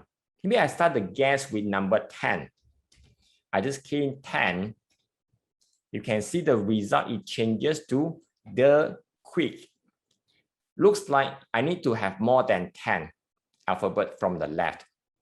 Maybe I make it as 20 alphabet from the left. So it has more. And I just need the quick brown, so I need to have a bit more. So I want to reduce a little bit. I want to reduce the number rather than 20. I want to reduce it. And now I'm going to share with you. I just do the reduction alphabet by alphabet. Even though I know the result, I want to reduce by how many alphabet. I just want to do the reduction of the numbers here, the number character, one by one, So they are able to see the result. It changes as well as and when we change on the number character. So instead of 20, I make it as maybe 19. Check on the result. The quick brown fox, okay, maybe I make it as 18. Nope, not really. I want the word the quick brown. How about 17? Not really. Okay, how about 16? Can you accept this as a final result? Yes or no? No right, no wrong. Later I will explain why. Yes or no? Will you accept this result? Will you accept this result? I want to get the word the quick brown. Hello, come on. Why? Why no? I see so many no's. Come on, I get the word the quick brown. Yes, someone supported me. Why yes? Why no? Okay, extra spaces. Yes, you got it right. Extra spaces, it means totally different meaning. Even though for human, they are the same. But for computer, extra spaces means totally different data. So that is the reason why we learn about trim and clean before we come here. So the extra spaces means something different. You can observe there's extra spaces before it close double quote. So that we are able to see, hey, there's something extra spaces. That means I do not want to use 16. I want to use 15. So that will be the result I'm looking for. So I just change it to 15 and just double check on the final result, and it shows a double quote. So perfectly, this is the result I want. I can press enter. Yay! So I got it. Yes. So this is the first round. We are able to use the function arguments to do something different. How many of you use the function argument just now, the Shift F3, for the very first time in your life? This is the very first time you see these function arguments. Wow. Okay, welcome to the world of function arguments. Okay, it has a lot of things you can experiment, a lot of things for you to test it out. And the best of all, by using function arguments, it could reduce your frustration level, especially using Excel function. Use it, you will love it. You will love it. Let's go one more round for the function arguments here. And I want to use the word, I want to extract the word lazy dog. Even though I'm able to count using my fingers, how many alphabet from the right. And because now I want to get used to the function argument. So I want to use the function right and press Shift F3 equal right, RI. When I see the word right is selected, I press tab key. Yes, you're right, tab. And go to this function, then you can see whenever it's numchild with the bracket like this one, this is optional. It means if let's say without specify any alphabet, it will just return the rightmost alphabet.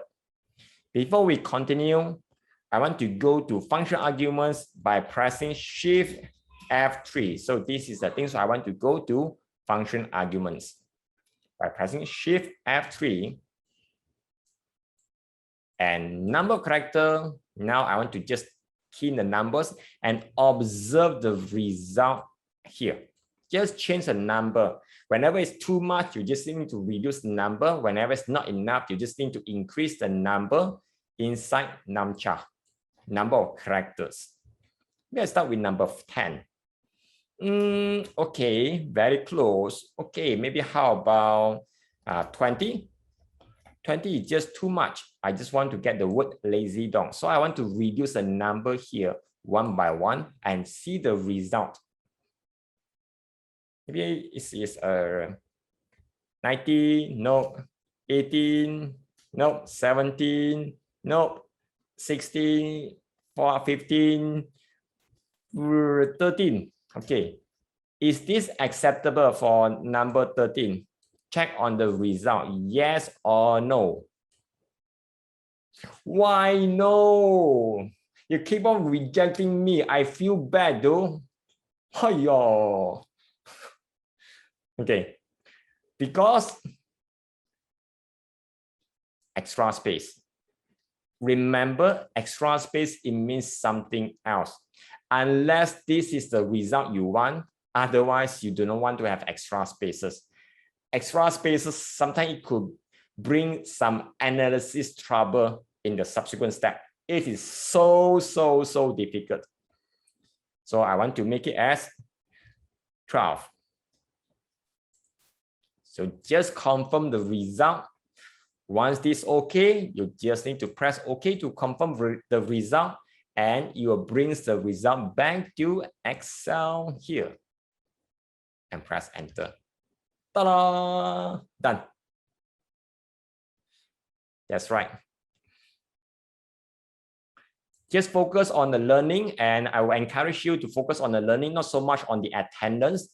The attendance will be shared towards the end of the session, because the learning is much more important than attendance. Really. Okay, right. So we have got something like this, and I will skip the rest for this topic because we want to move on to something called VLOOKUP. Is very powerful. And before I continue, let me share a bit story with you.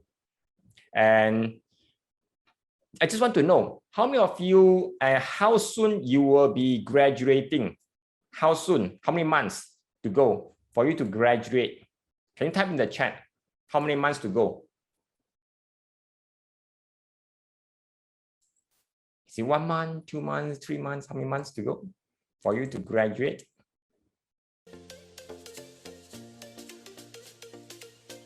Six months, 2 years, 3 years, more, long way to go.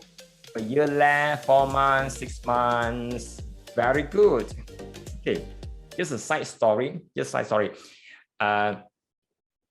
Last time I involved in a few projects that is called Graduate Employability Enhancement Program.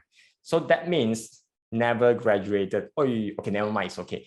For those who are about to graduate, this is a true story. It's a true story. There's a group of graduates. They got a very good academic result. And when they go for the job, the market, they are applying a lot of jobs. They are just unable to get any of the jobs. Really. And because when they study and they were engineers, a lot of them, they are engineers, most of them, they are engineers. So after they study that, they want to go for engineering field or oil and gas company, those related companies. They want to acquire more knowledge. At the same time, you want to earn something. So after a few months, they're unable to get the job.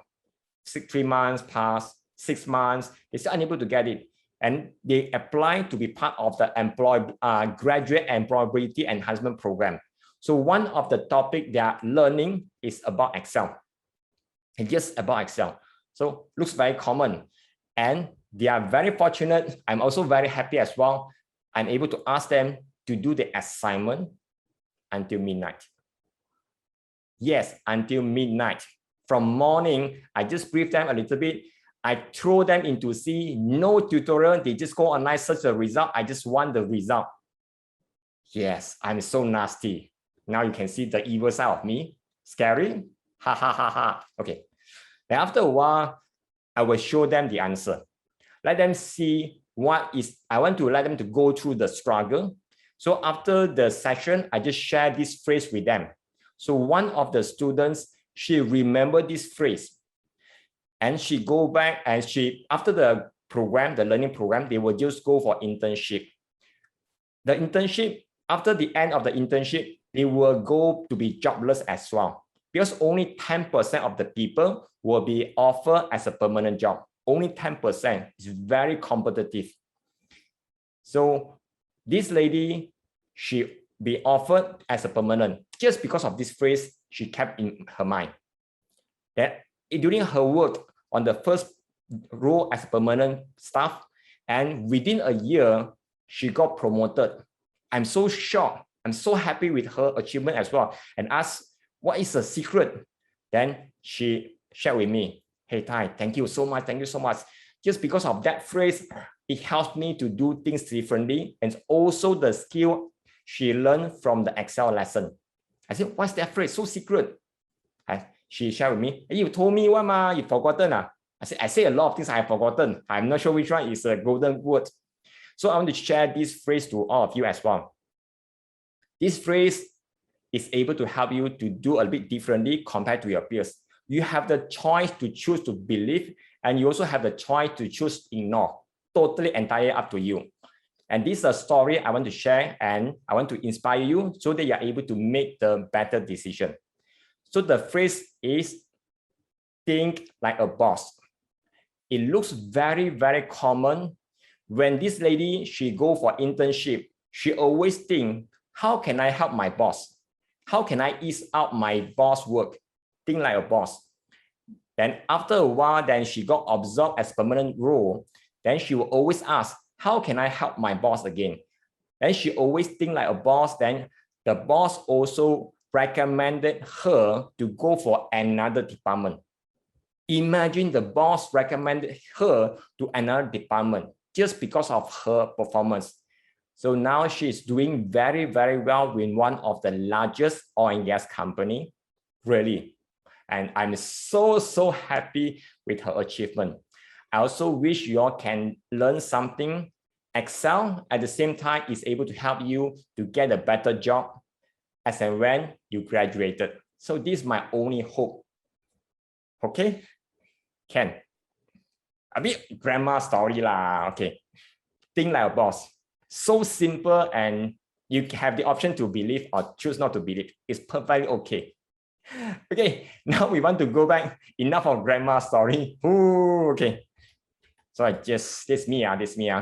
So now we want to go to the next topic. It's about lookup function.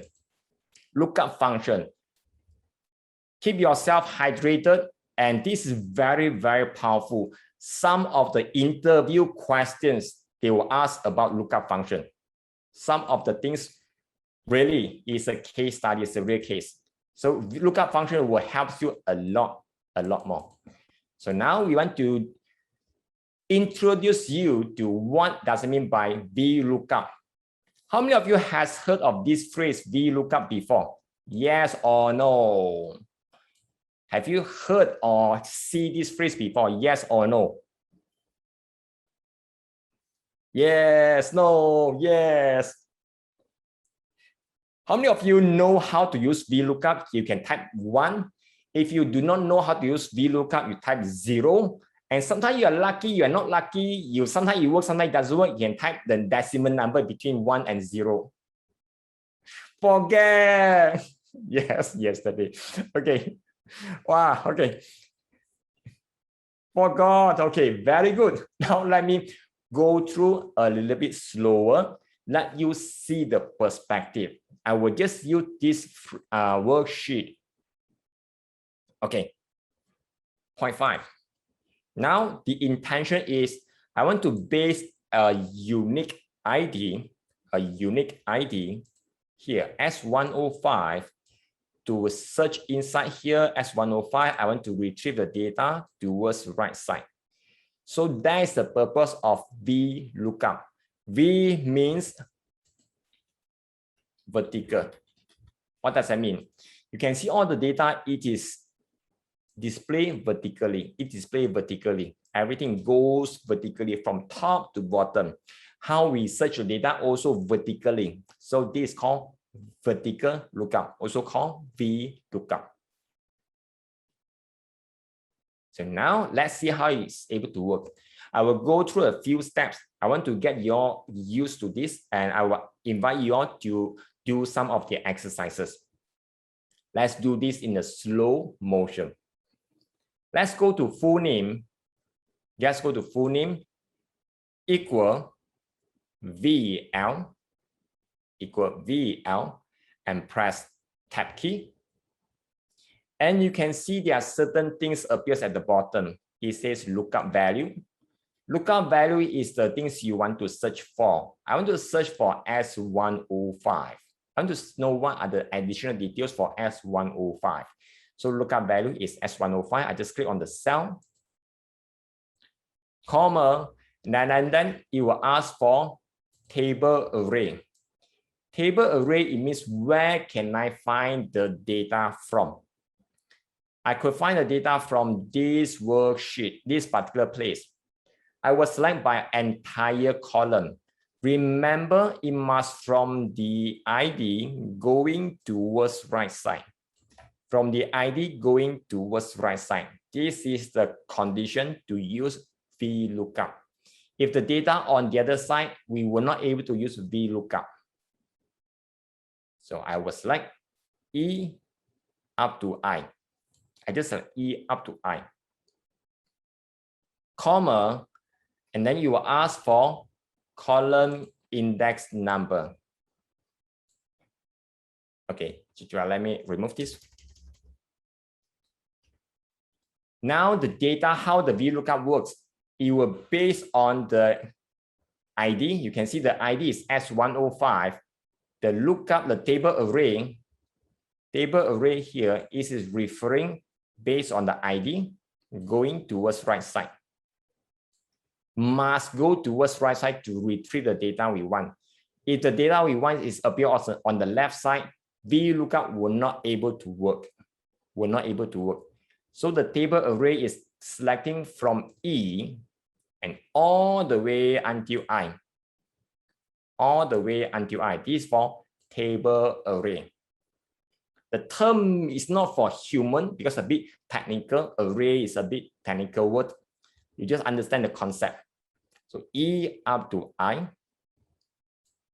comma, now it's asking for column index number.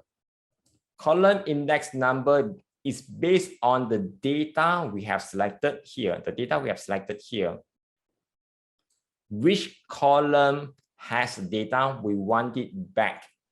You can see as a number here. This one is to ease your learning. This is number 1, and this is number 2 for the full name. Number 3 is the department. So for the full name, this is number 2. So therefore, I will key number 2 here. I just key number 2.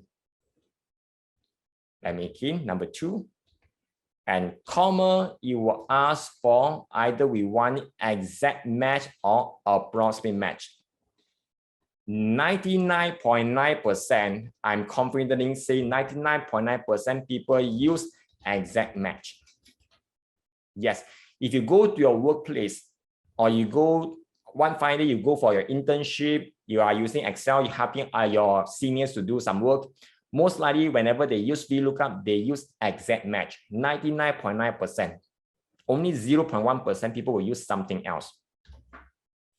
And instead of using false, we can use the number 0. 0 is equivalent to false. So why I want to say 0? Here you can see it's false. In your work, if I say in your future work, sometimes people will use 0 because 0 is much more easier to type compared to false. Just count the number of alphabet required. False will be FALSE, 5 alphabets. Meanwhile, 0 is only 1 alphabet. Just compare the number of saving of the alphabet.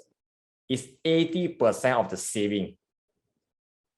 Even though it's a bit exaggerated, but this is how people use. A lot of time people will type 0 and just move forward. They will not type false the full spelling. So I just type 0 here and press enter.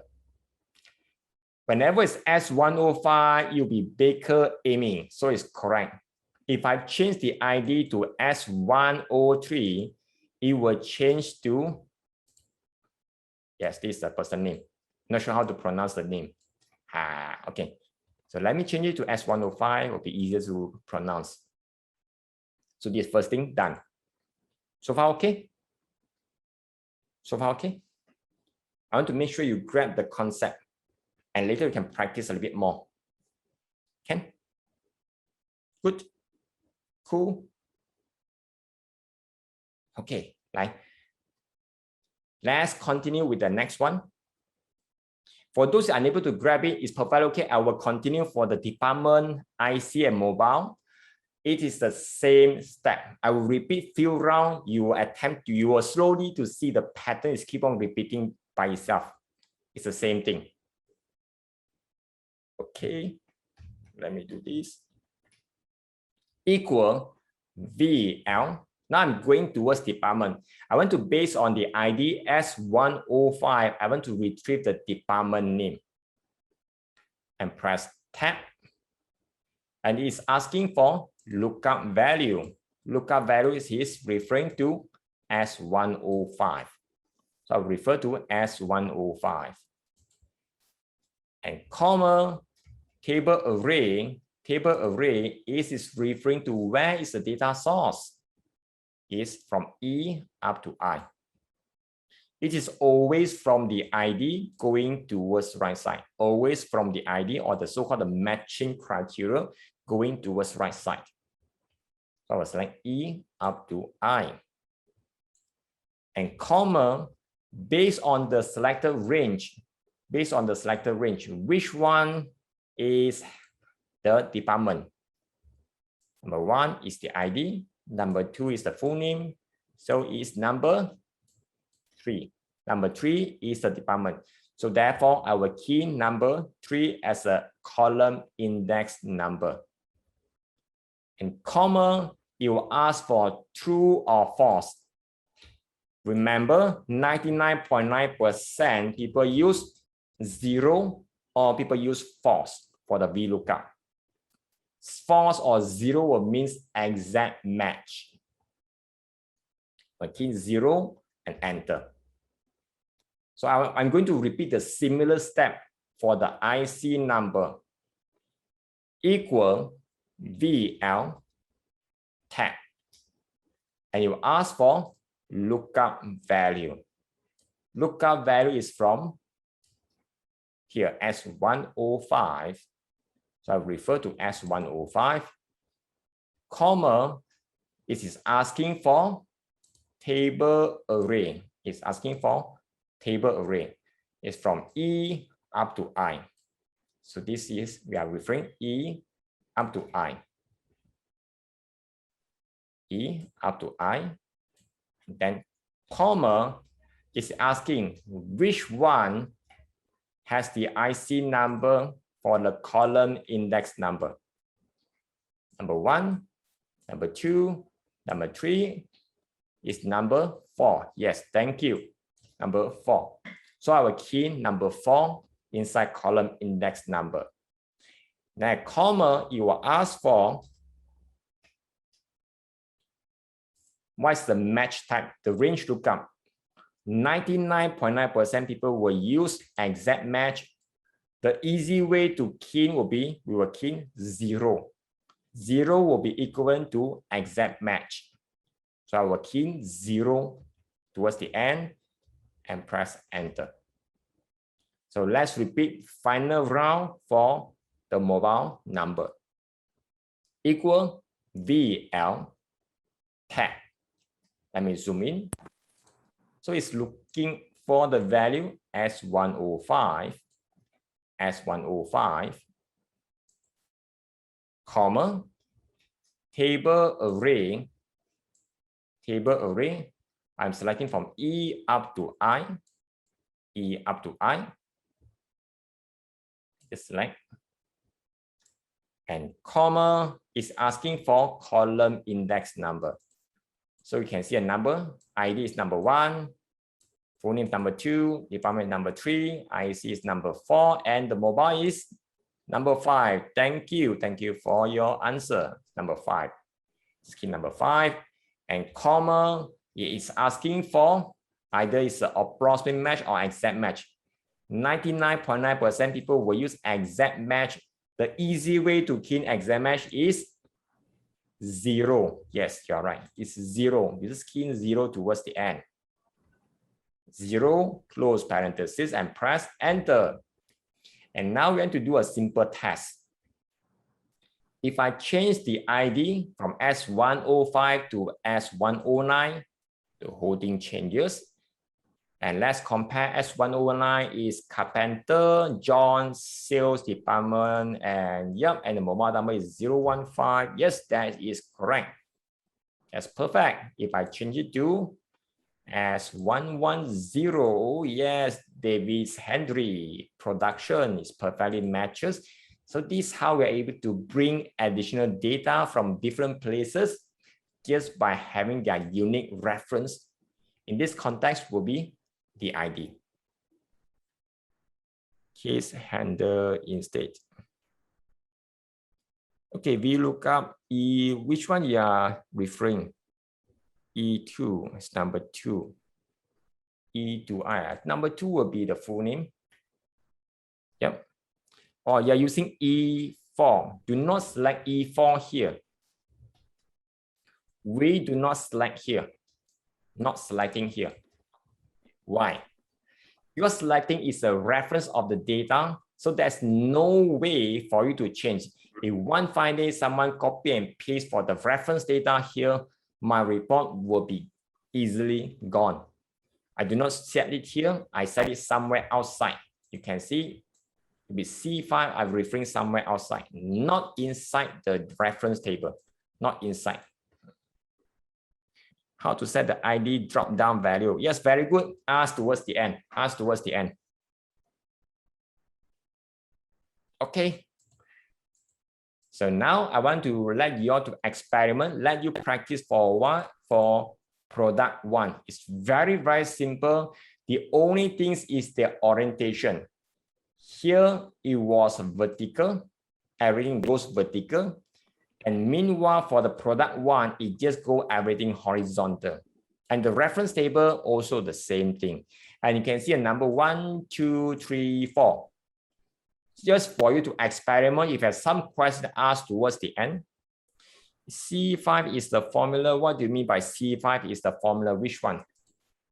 Or C5, if this 5 is a formula, it's also possible. It's still okay. If let's say I do something S110, still possible. SS109, also possible. Can. It doesn't matter, not necessarily must be selected. We can use a formula, and the result of the formula, we use that value for lookup. Also perfect. The mean number of rows, the rows is just can go until the end. The columns, I think, is go up to 30 plus or 60. This is quite a limit. Last time I encountered the limit. It's very messy. Yes. Now, I think you all let you all to experiment for about 1-2 minutes for product 1. Just for your experiment before we move on to, let's see, for index match. Okay, when will we use approximate match? Okay, because I just realized the time. No time for you to exercise, no time for you to practice. Let's jump a little bit. I think I need to cover this. Looks like I do not have the time for pivot table. Let's cover this one. This one is very, very important. Most of the time, your first job, most of the time, or the first task, or first few tasks, will be something to do with this, if you are fortunate enough. Okay, let's go back to here. This one is perfectly okay. Now we jump a little bit. We go to staff list number 2. Staff list number 2. The data is a bit unique. The IC number is in the middle here. I want to get the data. If I want to get the mobile number, I'm able to use VLOOKUP. It's perfectly okay. Going towards right side from a reference is perfect. If let's say I want to use this one, going towards the left from a reference, VLOOKUP were not able to work. No way to work. No way. A big no-no. And for your information, when you go and join the workforce, and sometimes your senior, they are not aware how to work around using VLOOKUP when this situation. So they have no idea. So I'm going to introduce you index match. After that, I will introduce you XLOOKUP. I just introduced two, and later you can experiment, you can rewatch the video. And I will show you when we are going to use approximate match. Okay, let's go here. And I'm going to use index match. I do not want to confuse you. We just jump into the formula. After a while, you can see the pattern repeating. So this is why I want to jump into the formula to let you see the pattern. So first, I will just equal index. I just type IN tag. Inside index, it will ask for array or reference, which means where is the data I want? In this context, where is the data? Will be column H for the ID. Or just column E, sorry, column E for the ID. So this is the ID we want. So you refer here because I'm looking for ID. And then comma match MA tag. You will see is lookup for this IC number. Look up for this IC number. Comma, lookup array. Which column has the IC number? Column H. So the lookup array will be column H. Lookup array will be column H. Comma, it will ask you whether it's less than, greater than, or exact match.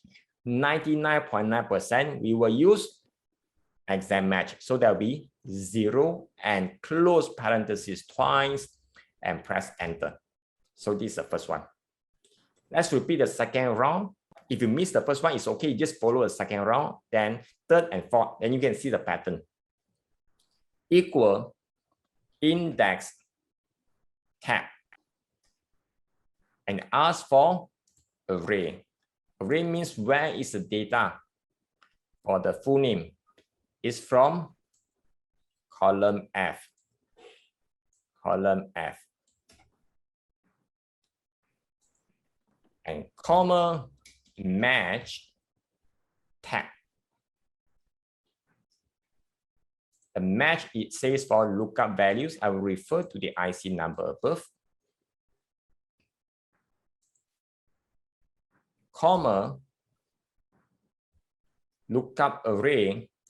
Lookup array means where is the column for the IC. This is in the column H. So I just refer to column H. Okay, this column H. And comma, you will ask for what is the match type. We will use exact match. So I will type 0. Type 0. And close parentheses twice and press enter. Let's repeat for the third round. Equal index IN tag. After index, it's asking for array. It means where is the data for department. So it's G. I just go to G. Let's select on the column G. Comma. And I will type match. Type match. Match is a lookup value. Lookup value is here. Lookup value. Comma. You ask for lookup array. Means where is the data or the column for the IC number? It means column H. Column H. I just select H, comma, 0, and close two parentheses and enter. So let's go for one more round. Equal index tag. Now it's asking for mobile number. Why is the data for mobile number? It's inside I, comma, match, and press tab key. Lookup value. Lookup value is over here. And comma is asking for the lookup array. Where is the column has the IC number? Inside the H, column H. And comma, you ask for what is the match type. We are going to use exact match. 0 is what we want to type. And close parentheses twice. 1, 2, and press enter. You got it. So now let me show you the formula and explain the pattern we have gone through. You can see the similarity. They have index. There has a comma, that's a match. They are exactly the same. They are exactly the same. The only difference is where is the data we are looking for. They are exactly the same. So by going through all these things, you are able to know which column or the pattern, how the things work.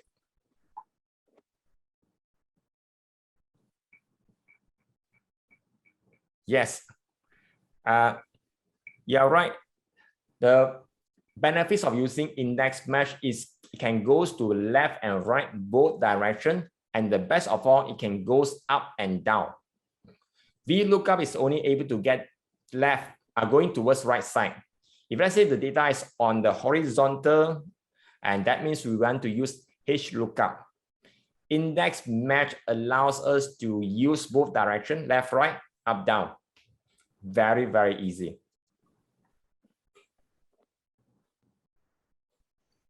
Yep, so you're right.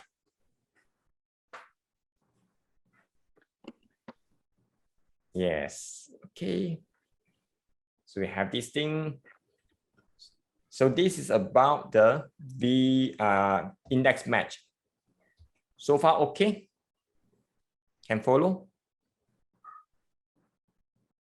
So far, okay, before I show you the XLOOKUP. Yeah, yes, okay.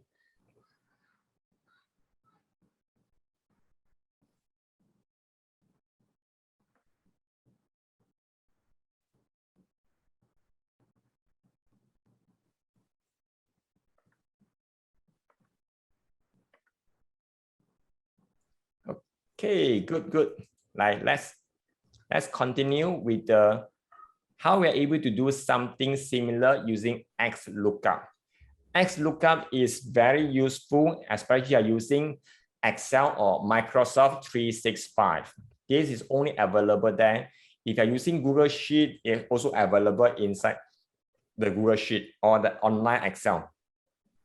XLOOKUP is something simpler. So let me show you. Equal XL, you'll be seeing XLOOKUP and press tab. And the lookup value is referring to the IC number above here. Lookup value is the IC. And comma, you ask for lookup array. It means the IC which column it matches the particular IC number. So it's on the column H. And comma is asked for return array. Means which column has the data we need. So this is about ID. So therefore, I will select column E. Select column E. And it just after that, I will just comma. It will show you when the data does not find anything what you want to show. Now I'll just ignore this one. I will just continue by pressing comma. You will ask for what is the match type. We want to match using exact match. So therefore, you will be 0, 0, 0, and press enter, and you got the result. XLOOKUP, it makes the whole thing a little bit streamlined rather than using index match. Yes, make the thing much more simpler to use. So let me go redo again. Equal XL tag. Then you will see there's a lookup value. lookup value, just refer to here.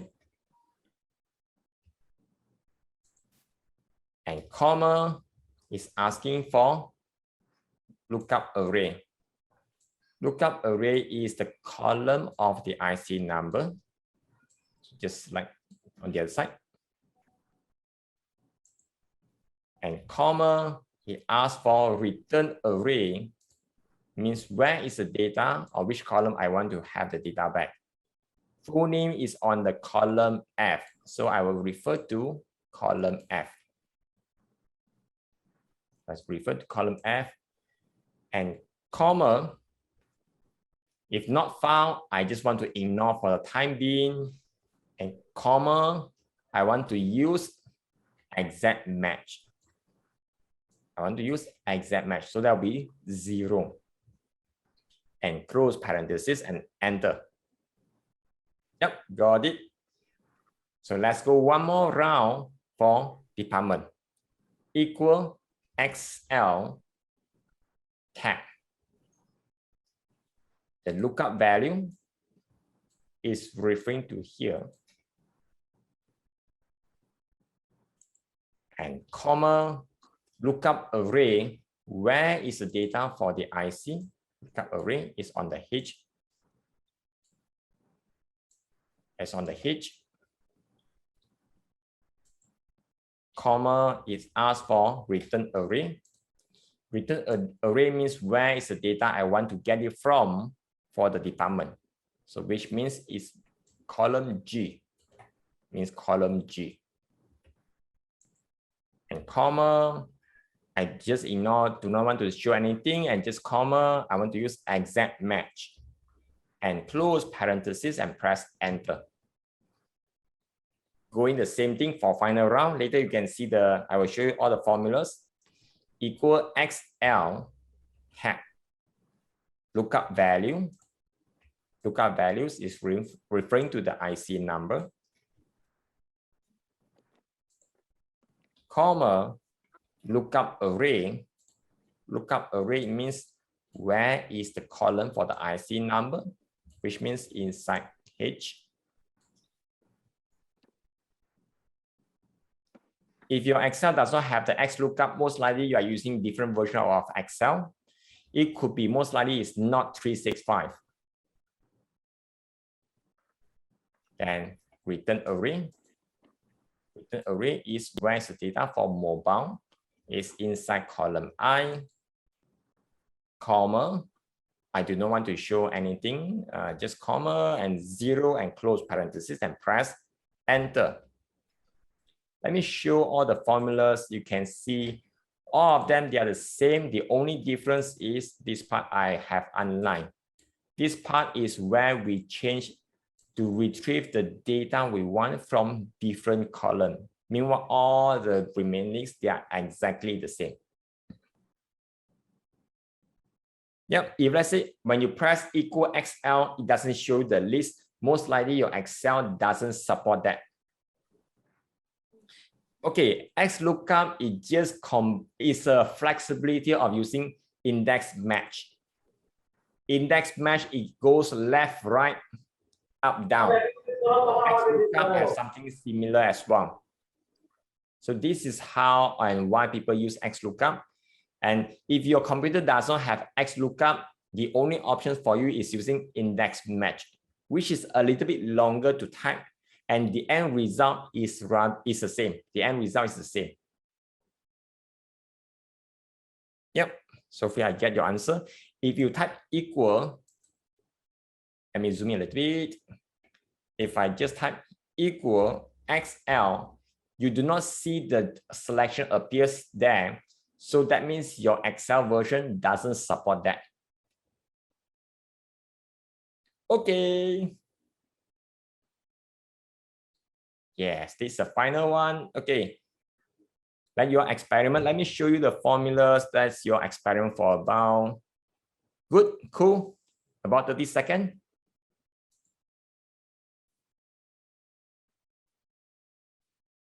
Yeah, VLOOKUP is only going towards right side.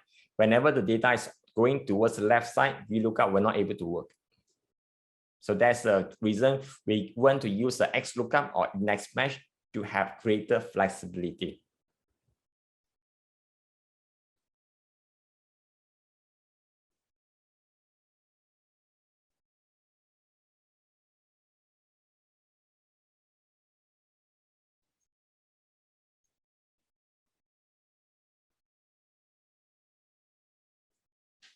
Cool. Okay.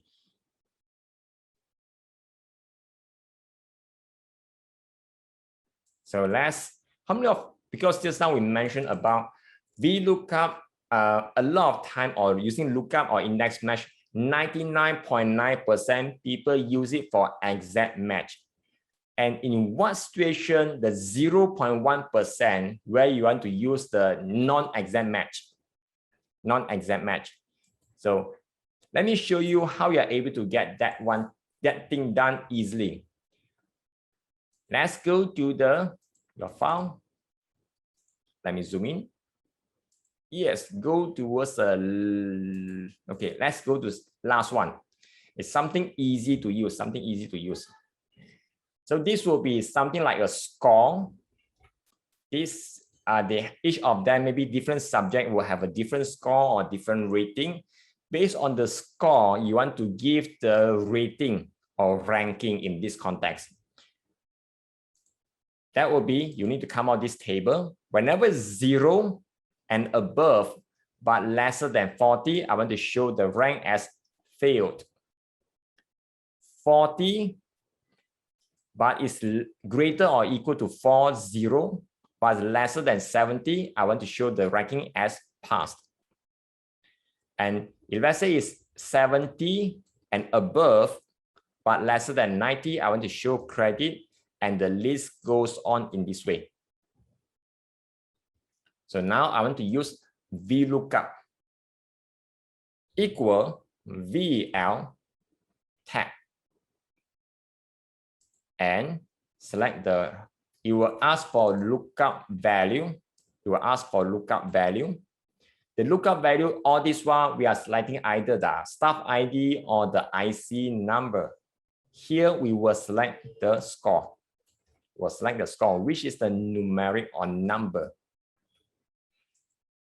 Comma, table array, also something similar, table array. The scoring range is from F. So I want to select from F going towards right side. So I will select F and G.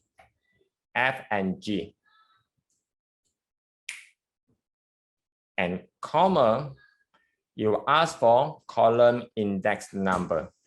Same thing like just now. Score range is number 1, and the ranking is number 2. So I will use number 2 for the column index number. Number 2, and the last one you could just ignore. Whenever you ignore, it becomes approximate match. It means everything goes by the numerical number range. Let me press enter. I can copy the formula downward by double click on the field handle. Double click. So this is how you are able to get the result done easily by having the number range comparison. So this is the 0.1% people use VLOOKUP for, which is not exact match. So let me show the formulas on the screen.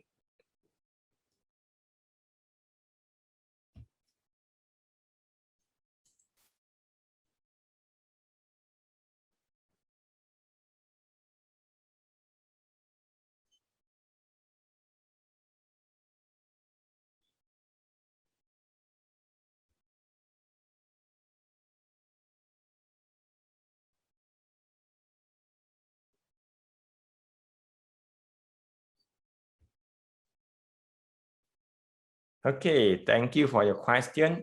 How to copy the formula down is basically we go to the small dot here. This is called field handle. Normally we drag manually to go down. In order to copy the formula down fast, you just double click here, and it will copy down. You look up in the range of, yes, you can use a VLOOKUP to refer to another worksheet or another file. Perfectly okay. The usage is also exactly the same. The only difference is whenever you select, you just need to click on the different worksheet or different file. That's it. The rest, they are the same. Okay, I think I want to leave some time for Q&A, and because of the timing, we do not have enough time to cover about the pivot table and the chart.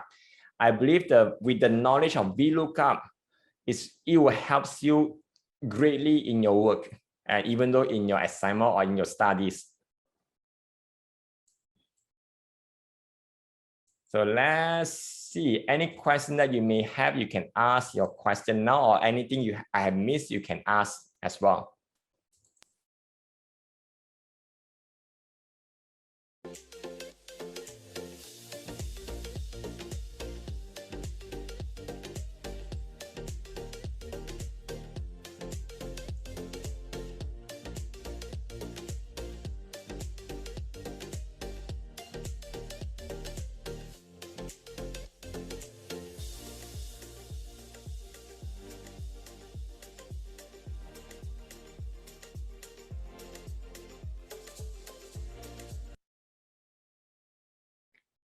Okay, who want to learn how to do the drop down just now? I just want to see how many of you I need, because in the room we have 108 people. I need to have at least 40% of you say yes, you want to learn this.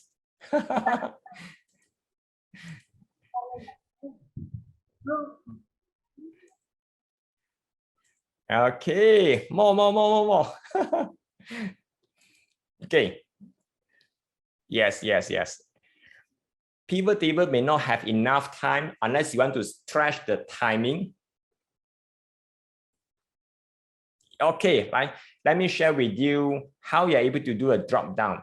Let's go to the file just now. We go to the stuff. Okay, let's go to stuff. Okay, yes, many methods. One of the easy method is this. So I want to do a drop down, for example, the ID. I want to do a drop down for the ID here. I want to show the drop down. First, okay, I am in the staff list one. I go to C2 and go to data. Inside data, going towards right side, you will see there's option with the tick and cross. This is called data validation. We are going to use this data validation to control the values we allows the user to enter, or we can let the user to choose from the list. So these are things we want to do with the data validation. Then click on the data validation. Inside here, you will say allow. Currently, it allows any value. It has no specific control. We want to select here. Select and choose. We want to allow only list. We want to allow list. And you ask you, where is the source? So this is the time you can select the cell where you want to have the drop down to refer to. So I want to click on the source, and now I will just select the staff ID. Let me go down a little bit. Yes, up to here. I just select. Is from E5 up to E14. E5 to E14. And after that, you just press OK, and let me go down, go up, and you can see a drop down appears here. Simple. If let's say I want to change, I do not want to have something else, you can change it. Go back to data validation. This is the place you can change. Maybe I do not want to use by the ID. Maybe I want to go by the full name. You could do so as well. And press OK. And you can see a drop down. Now it becomes full name. Hope this helps. And this is just the beginning of using data validation. There are more things you could do, and there are more consideration when you are using data validation. Hope this helps.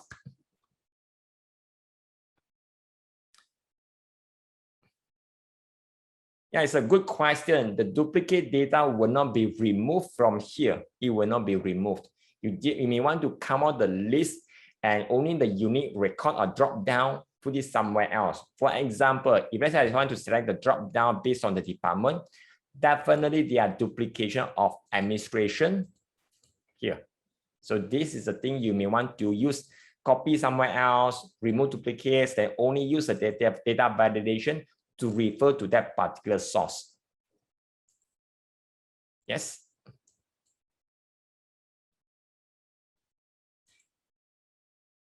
Okay, do that again. Let me do this again. A little bit slower. I go here. Okay, let me do this. First, I select the place where I want to have the drop down. I go to data. And going towards the right side, you will see there's a button. This is called data validation.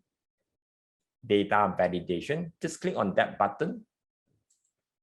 And inside allow, choose you want to allow only list. And while we are here, you are able to restrict the entry of the particular cell either by the whole number, that means number without decimal, or those with decimal, the date, time, the certain number of the alphabet, or you are able to use your own formula to control. So there are a lot more things you could do inside data validation. So now just focusing on the list. So I just select from the list.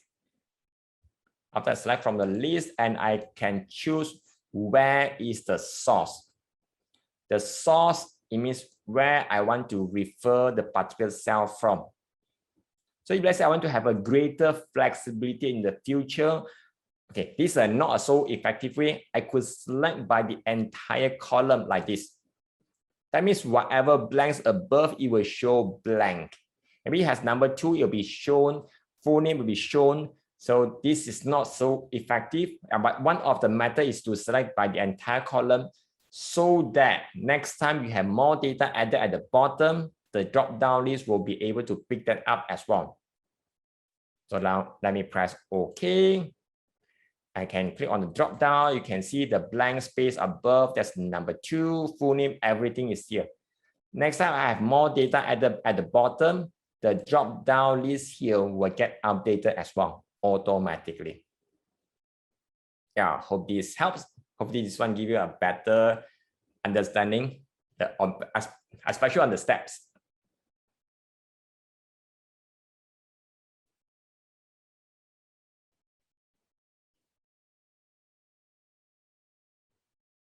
Thank you, Mr. Tai. Mr. Tai, you can also share about the topics you discussed in your YouTube videos, so that if someone wants to learn new things, he know where to go exactly in your channel, because your channel is somehow have a lot of videos. Yes. Okay, my channel usually is focusing on the practical usage, and particularly there are a lot of scenarios. Let me go to my channel. Okay, thank you for the reminder. Let me put it here.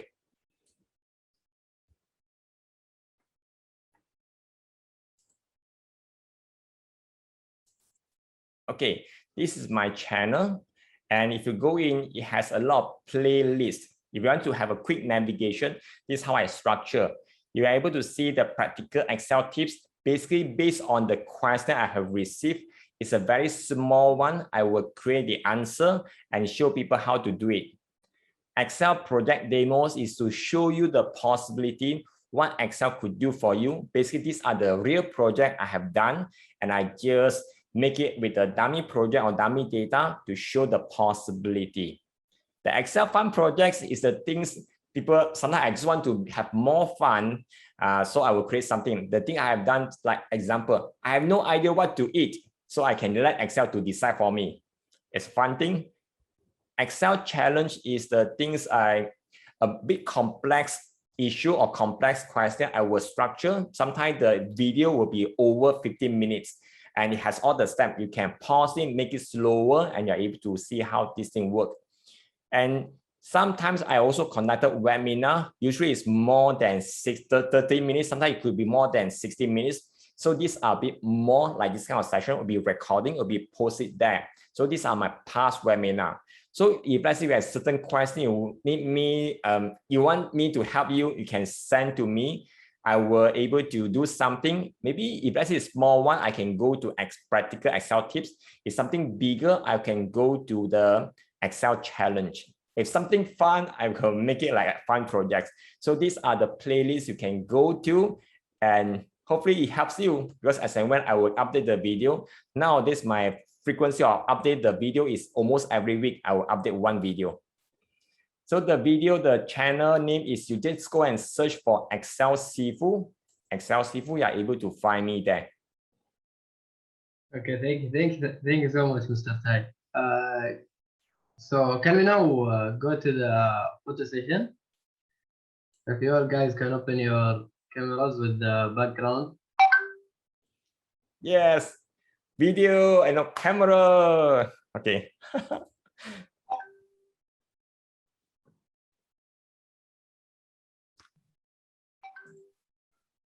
I will temporarily switch off the chat for the time being so that it will have a smoother screen.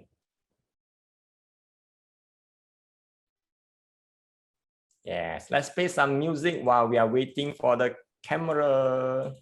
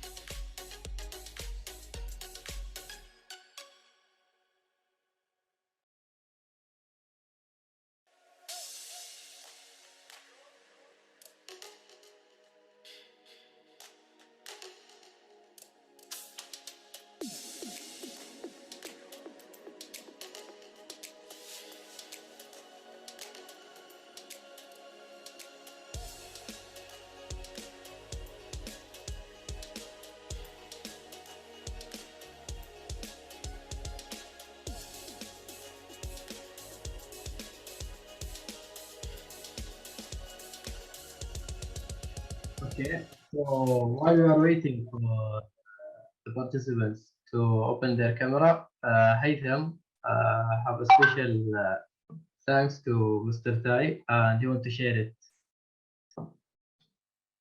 So Haytham, you can share your screen.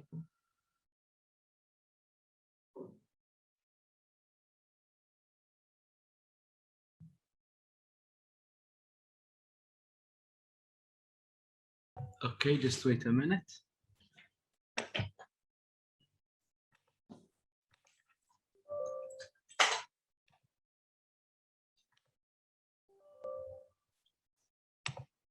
So, Mr. Tai, first of all, before we end this session and before we have the group photo, ISS-Yemen would like to thank you for all your efforts, and we would like to present you a very simple trophy. It's, you know, you deserve much better than this one, but this is a very simple one, and we would like to appraise your efforts and would like to thank you for all your efforts and the teachings you have given to all the attendees today.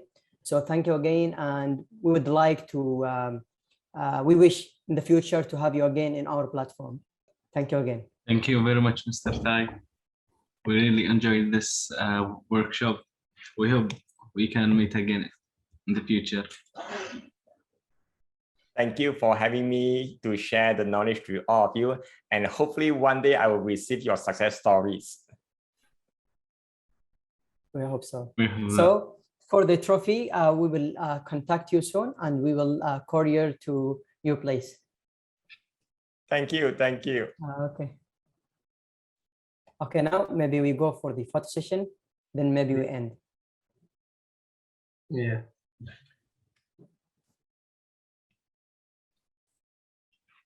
So are you guys ready? Let me see. Wow. Okay. One. Smile, huh? 1, 2, 3. Okay, that's the first one. Right, second page. Okay, 1, 2, 3. Nice. Last one.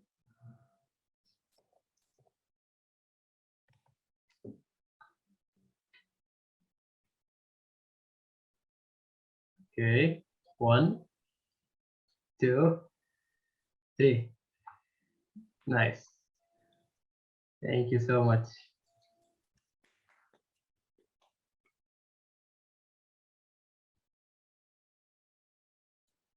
Thank you, everyone, and wish you all have a nice weekend ahead, and wish you all the best for your future. Thank you so much, Mr. Tai. So we really enjoyed both sessions and hope the participants did as well. On behalf of ISS-Yemen and all its members, we would like to give special thanks to Mr. Tai for this advantageous course and the great efforts he did. Thank you all for being with us throughout this journey. By here, we have reached the end of the course. Thank you so much for participating. And give yourself a big hand.